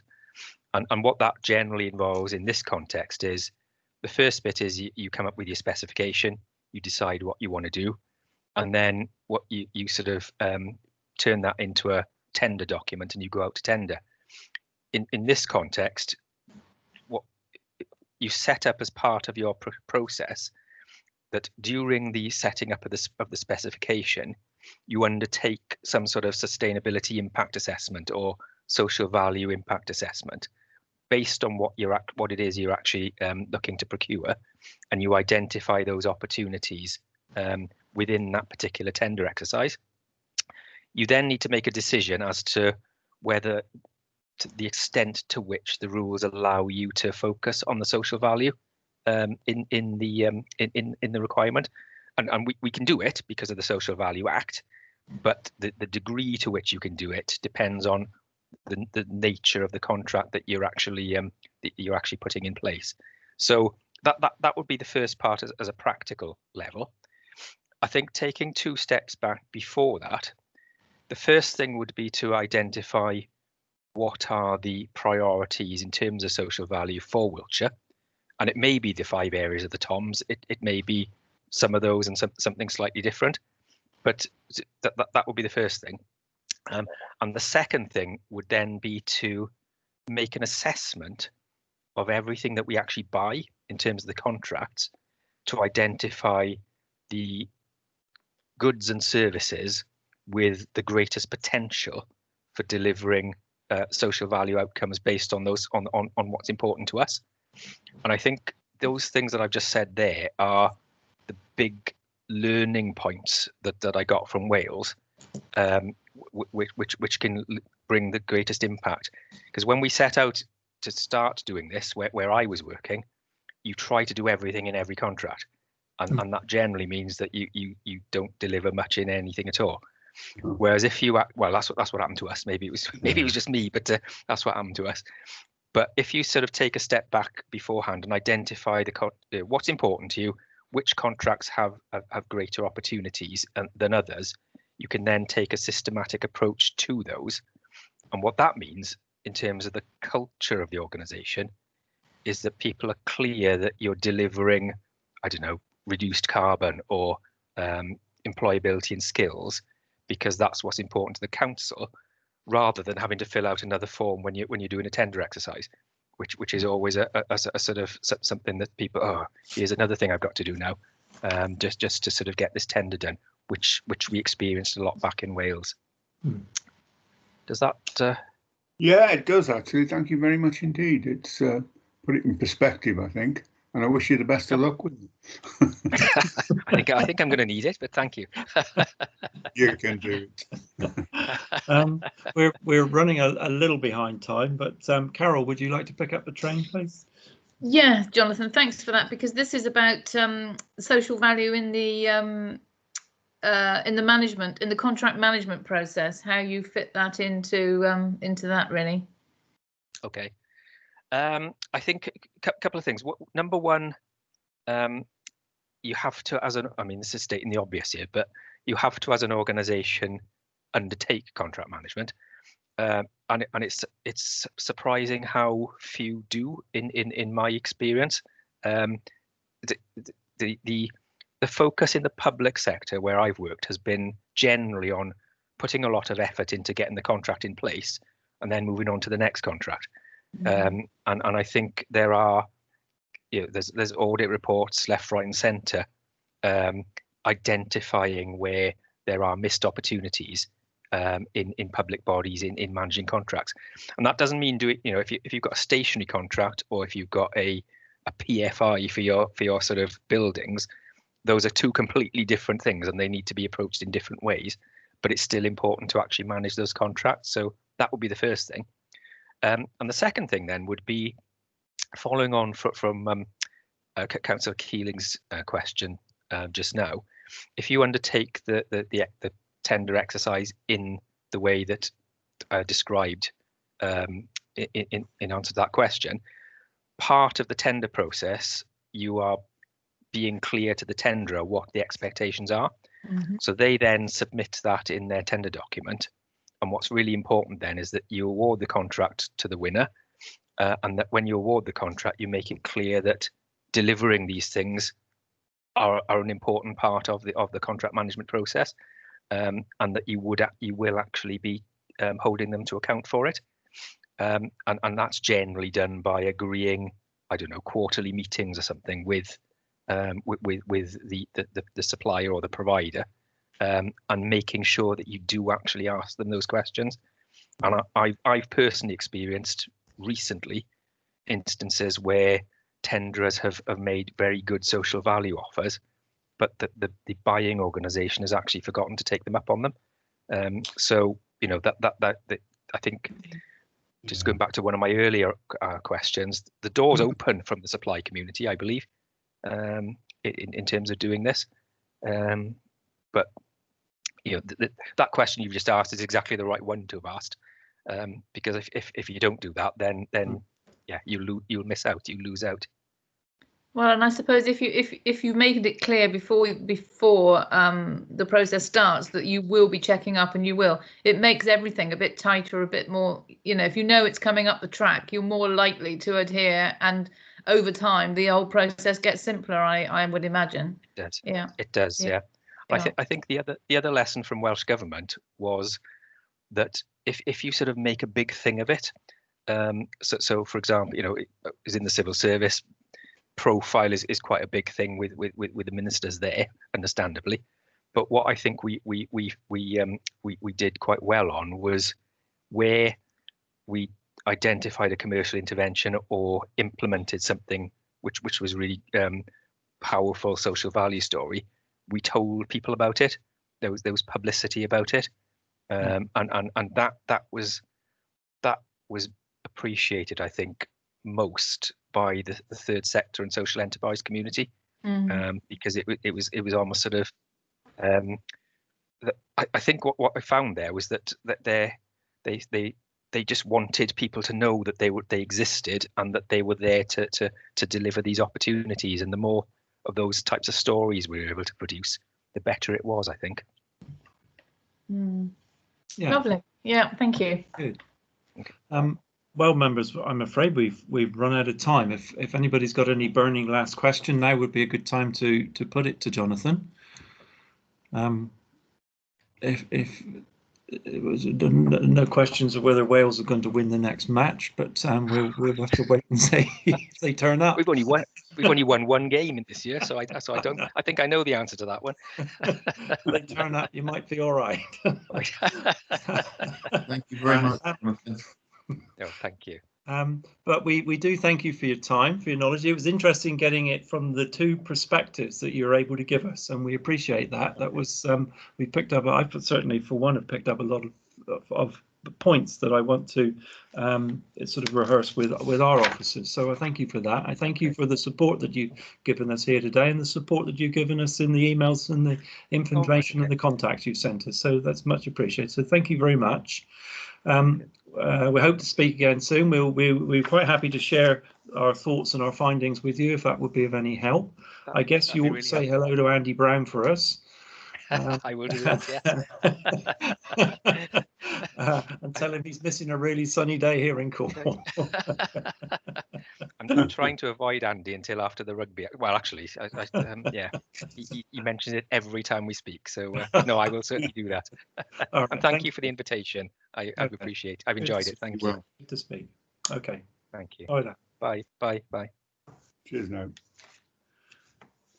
Well, thank you, everyone. I'm hoping Paul joined us earlier. I hope you're here, Paul. I don't know if you can hear me.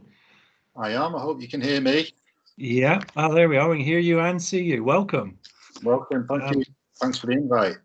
Well, thank you for your time. We've got a series of questions. We've got some sort of 35 minutes to speak with each other. I've got three fellow councillors helping me here. I've got Carol and Robin and John on the call with me. We've got a series of questions that we'd like to split up and we'll ask you between us, if that's okay. Yeah. So could you just tell us a little bit about yourself? That would be interesting for us to hear, and also just a bit about how procurement is managed in Manchester. Is it centralised, or is it sort of done by directors, or how is it managed there? So over to you. Thank you, Paul. Okay, I'm a group manager in corporate procurement, and sort of leads into how we manage procurement in the council. Back in 2006-07, we were buying a new SAP system, and it was costing a lot of money, but there wasn't a centralised procurement unit that did anything other than photocopiers, stationery, you know, the usual suspects. So effectively, it was decided that we were going to get full sight of expenditure through the SAP system across the council for the first time ever, which was quite a significant opportunity for savings. So a central procurement unit was formed. I was out in the sticks in an operational department. We were particularly good at buying materials and negotiating the prices down. And our skills were brought into the centre under and headed by Ian Brown, the then head of procurement.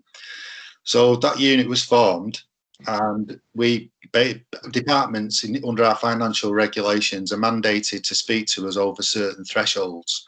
So that gives us an opportunity to shape the procurement, advise them, help them. And obviously, as social value came along, that was well before social value was invented. You know, it gives us the opportunity to influence in a number of areas. In terms of social value, we started off 2007. We had, as I've mentioned, significant savings targets. You know, I think the first 6 months was like 3 million, 9 million the year after, 11 million the year after that. And we achieved the savings, but we had, you know, Ian Brown and myself had a conversation along the lines of where do we go next as procurement?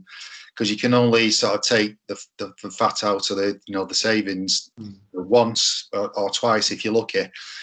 And at the time, there was a lot of talk around sustainability, and I thought it was really interesting in that, you know, we spend a lot of money. At the time, we were spending around 350 million in revenue and similar sums in capital. Well, 600 actually in revenue at the time. And it was, we had sort of said, where does the money go once it leaves us? We pay all these suppliers. How does it impact on our communities?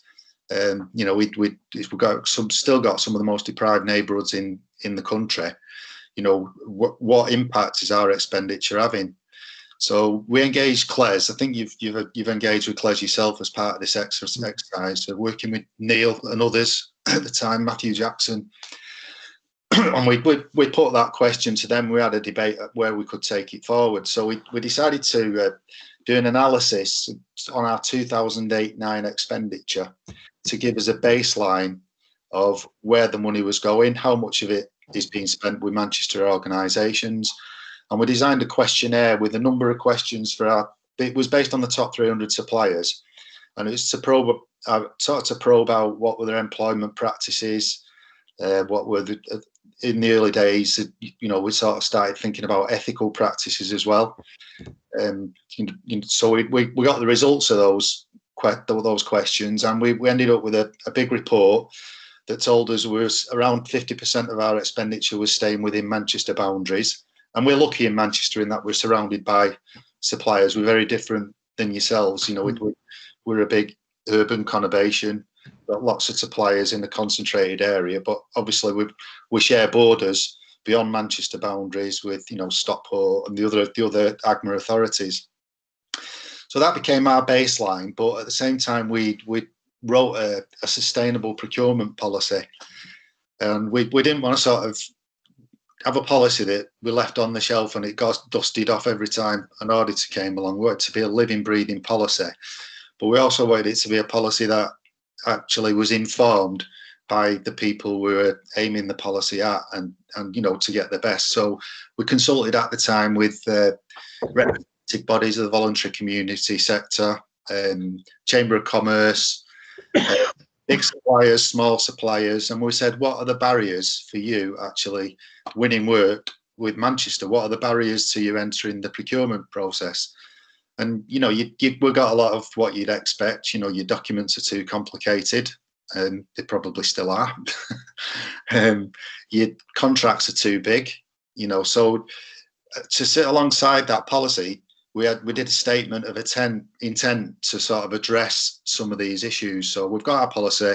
What are we going to do to actually improve and help people engage with us? So it's things like, you know, have lotting strategies in tenders. We were doing it many years ago, before it was sort of, now you've got to consider lots. You've got to have a good reason for not having lots in contracts. But we were doing it a long time ago. But, you know, big is not always best. It was the mantra for us at the time. So we've continued year on year. Sorry, I'm talking a lot here. Feel free to interject. We'll jump in when we do. No, I'll talk all day. Casting these pearls our way. So we continued to measure over the years to sort of refine the questions we asked of our suppliers, refined our approach to social value, and actually, you know, how could we improve it? So gradually, we've you know, over the years, we've improved the expenditure within Manchester. It's now at 70% of our spend with our top 300 suppliers, and other, you know, criteria as well. I can send you some details if you'll find it helpful. We looked at spend outside Manchester, analysed that to see why it was going, and it was, you know, So we also measure at a GM level as well, because it's a benefit for, you know, the whole of GM, not just Manchester. And there was roughly 10% going outside of Manchester, which tended to be utilities type contracts, which were, you know, we couldn't easily source within our own boundaries. The policy sort of developed, and we were voices in the wilderness to an extent as a procurement team, in that we had some support within the council, but not necessarily senior sponsorship at all levels. So around about the late 2013, it was an opportune moment because we were reviewing our own policy, and GM was writing its own social value policy, which was written in Manchester Town Hall, by the way. And we adopted the GMCA policy, and it was an opportune moment for us to sort of say, well, how do we put some weight to this? So we had a 10% weighting to all our contracts over £30,000, which sent out a signal to our suppliers to say, you know, social value is important to us. You know, what are you going to put back? We had the discussions with, you know, lawyers at the time, but the European procurement regulations allow you to consider social considerations. So why wouldn't you? Nobody knew what the impact of 10% would be. It's a relatively small number, but the argument would be contrary to that. Well, you're taking it off price or you're taking it off quality. But we went with it, and, you know, we got interest from members, and there was a subgroup formed to look at ethical procurement within the council, and that's when it really took off. And we immediately increased the percentage to 20% on social value. And we started to see suppliers winning contracts that offered, you know, where price was close or quality was close, the social value could quite often swing the result to the best social value outcomes.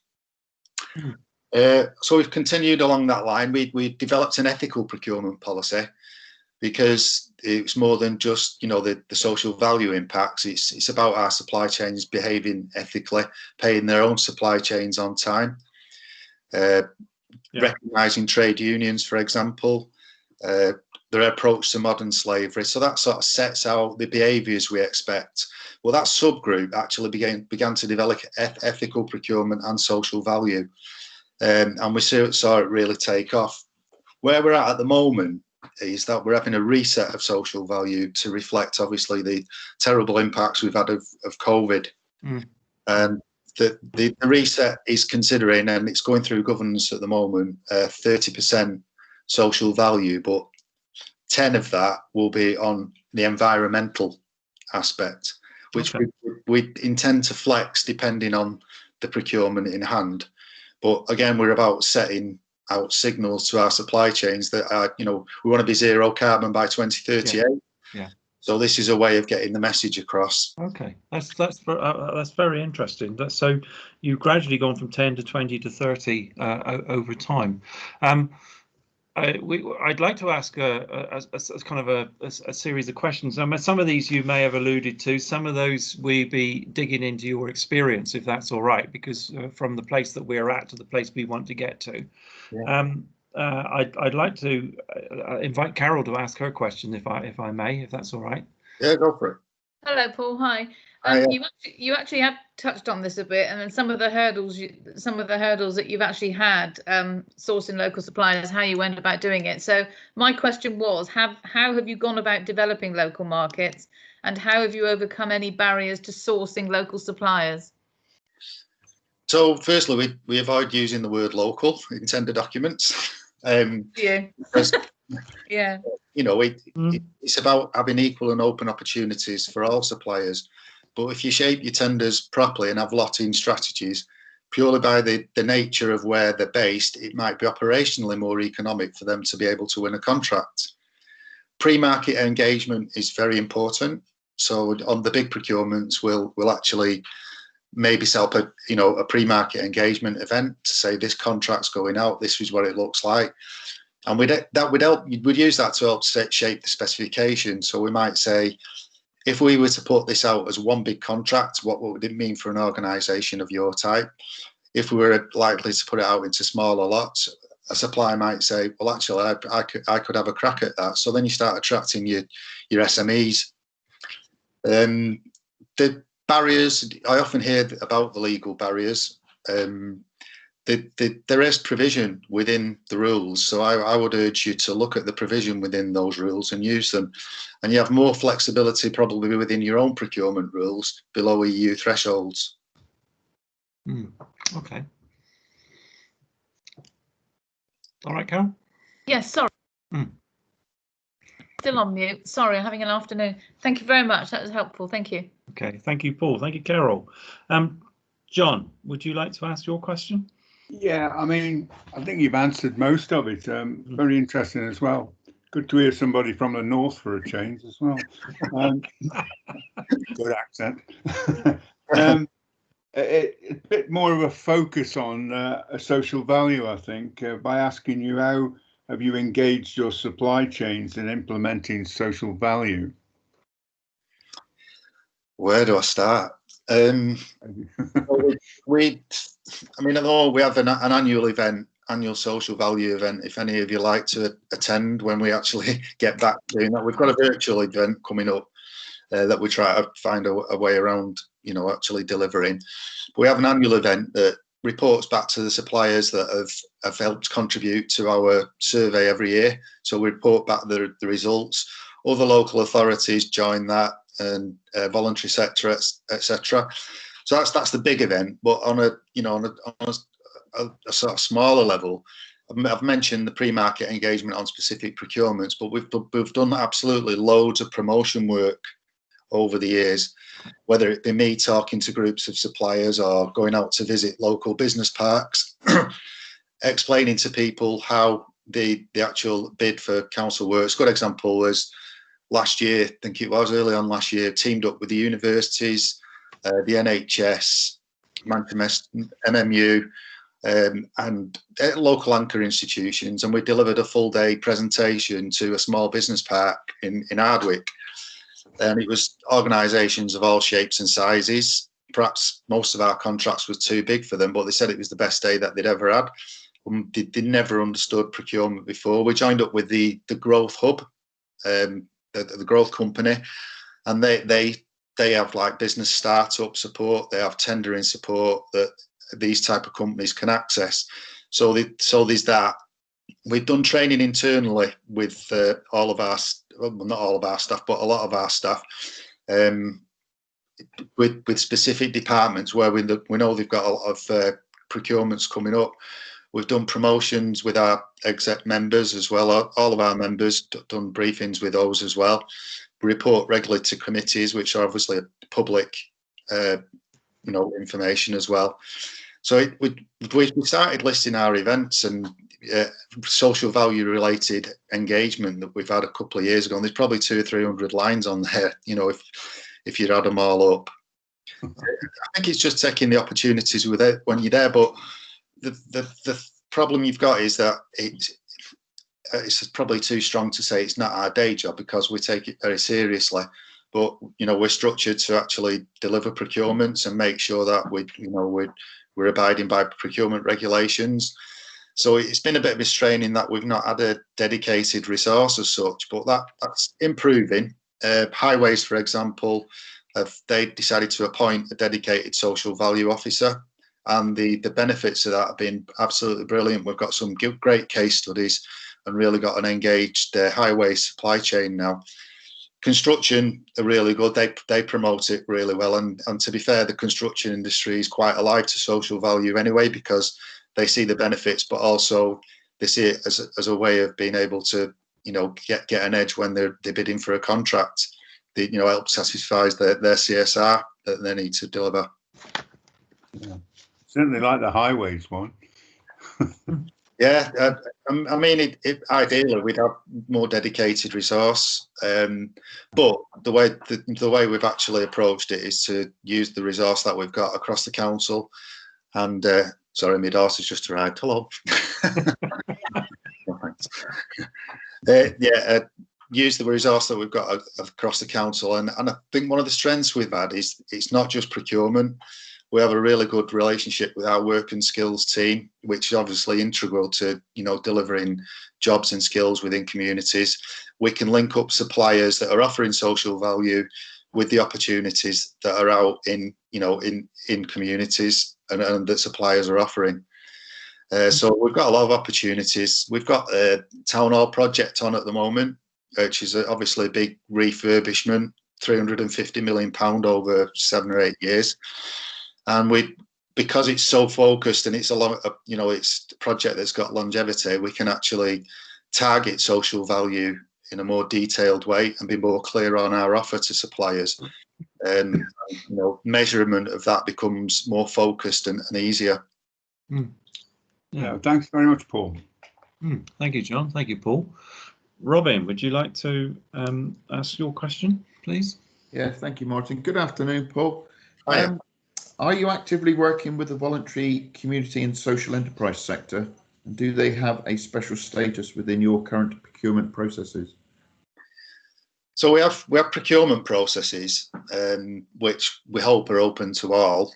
We to an extent, we're applicant blind. We don't look at who's applying for contracts, but we do encourage people to apply for our contracts, and we try and, where possible, use processes that are proportionate to the procurement that's in hand.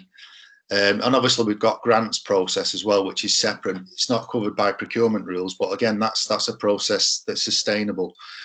In terms of engagement with them, we have a company that we deal with called MAC, who are our link with the voluntary and community sector.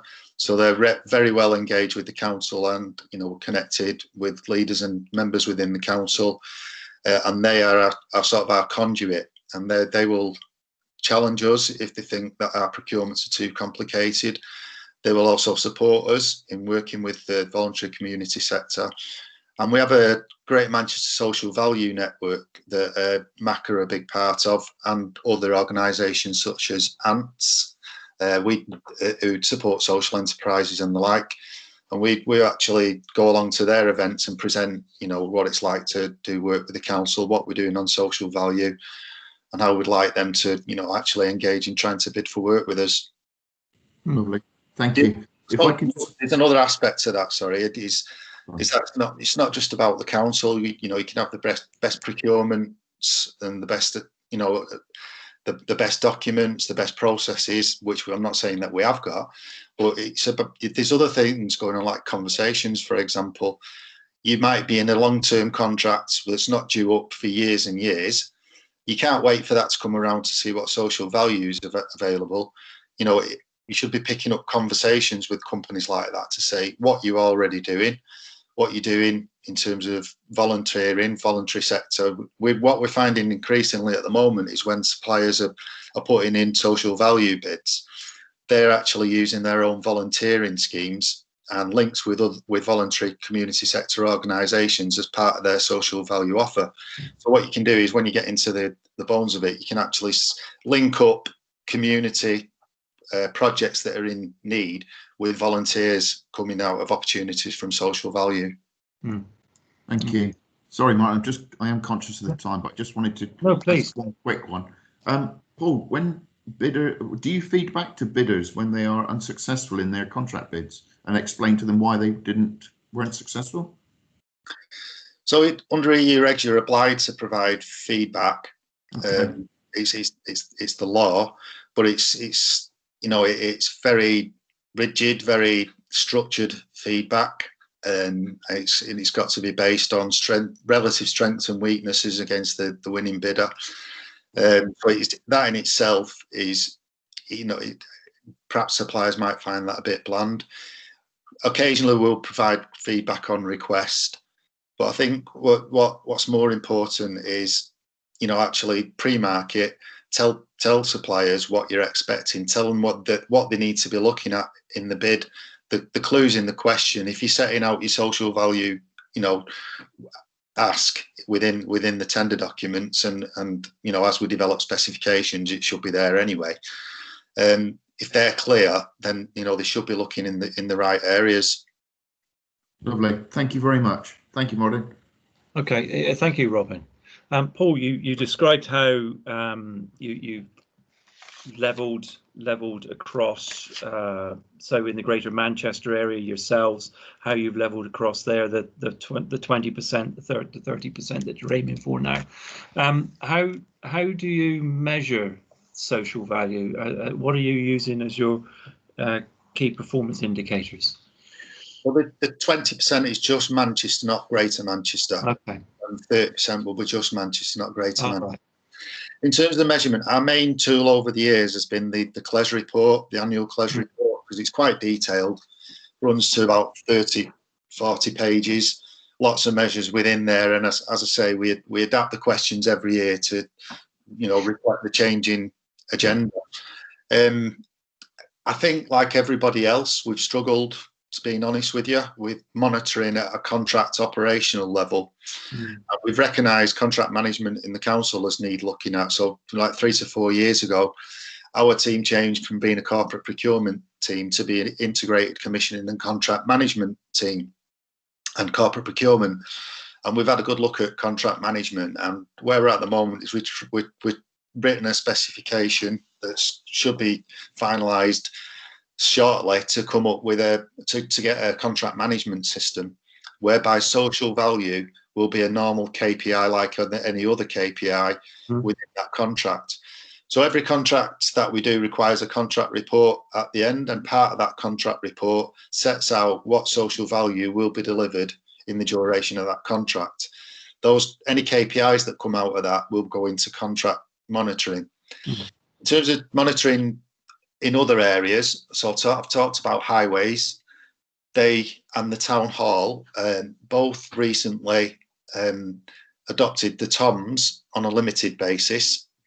We don't do that as a council across the piece. Just speaking personally, I'm not a fan of the TOMs. Whilst it's really good and it's structured and it gives people something to actually build their social value ask around. So I'm not knocking it in that respect. But for me, social value is about how it's impacting people and the stories. So to me, a case study is more valuable. Manchester City Council delivered the equivalent of 40 million pounds social value last year. What does that mean? What does that mean in terms of apprenticeships? What does that mean in terms of people who've been who are hard to reach in terms of employment? That doesn't, the TOMs might not tell you that. However, on the town hall project, for example, it's very specific. It's got a decent length to it. We recognise that the TOMs will be really good on that, and we're using the TOMs headings to measure social value being delivered by the contractors. Okay. Similarly, in highways, we've got a large pipeline of work that we can see in front of us. So we're going to use the TOMs on that. We can be more specific with our ask in those areas. And the advantage of that, it gives more clarity to suppliers. They understand the ask. You may be having a similar debate with your council. We had a heavy debate some 3, 4 years ago about the difference between being specific and giving a supplier a basket of goods for social value. So I want this, that and the other. But what you don't get with that is the innovation. So we have previously taken leaving it open for suppliers to provide more innovation. I've spoken to social enterprises and similar companies who've said to me, if you put a contract out and say I want 5 apprentices on this contract, I can't do that. But I have fantastic links with the schools. I can offer school governors, I can offer training sessions for children, I can do this. So you've just got to be careful you're not missing a trick if you're too prescriptive. Yeah, I think that's good advice. Yeah. Yes. We're due to finish at 5 minutes past 4, so we're again running out of time. It's fascinating. It's been a fascinating afternoon. John, has your question been answered, or would you still like to answer? I feel pretty sure it has. It was, how do you build social value into the tender evaluation process? You've mentioned annual events, that could be a way. You've also mentioned promotion events with NHS, etc. I mean, briefly, have you got anything to add to that particular aspect of it? We're evaluating it within tenders. Yeah. It's a thread running from pre-tender stage all the way through to post-tender. Yeah. So I'm sorry I talk a lot on this. We've got limited time, but so you come to me, you say I've got £1 million to spend on such a thing. We'll send you. We're good at forms in procurement, so I'll send you a form, pre-tender form, and the idea of that is to get you thinking about: have you got the budget? What it is you're trying to achieve? And on there, we'll start talking about social value. What might the social value opportunities? That then follows on into the tender documentation. There'll be a separate social value evaluation piece that the supplier has to complete, and based on the 20% within the supplier submission. And then going through to contract report, as I've been mentioned, if the social value is not adequately being addressed in the contract report, it will be challenged, and we might go back to the supplier and say, we need more information on this, or you need to improve. So like I say, it's a thread that runs right through. If it's just a box at the end of a process, you're not going to get anything out of it. So you need to think about it up front, all the way through, and so that then at the end, it's all about monitoring what you actually get delivered. Yeah, that's excellent. Thank you, Paul. Oh, very interesting. Thank you. Robin, sorry, Carol, are you content, or would you? Yeah, I think we have touched on it, because mine was about the social value in contract management, and you have touched on that, how you've looked at it, and you built some social value into that, and you keep KPIs. So I think unless you've got anything to add extra to that, I think we've probably got a bit of a good steer on that. Thank you.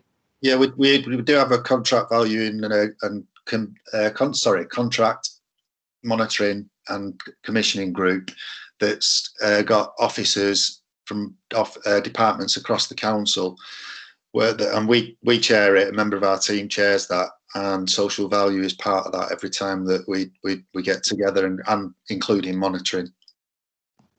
Okay, that's worth knowing. Lovely, thank you. Yes, that is worth knowing. Thank you. And Robin, have you got a question? I think Paul's probably comprehensively answered that one as well. Brilliant. Yeah, I mean the next one might be well to be covered. Try that one. Yeah, have you discovered any quick win areas, Paul? Yeah, quick wins. I think I've already touched on it in that. Talk to your existing suppliers that you've been in a relationship with, and you've got a relationship, with for the next 2 or 3 years.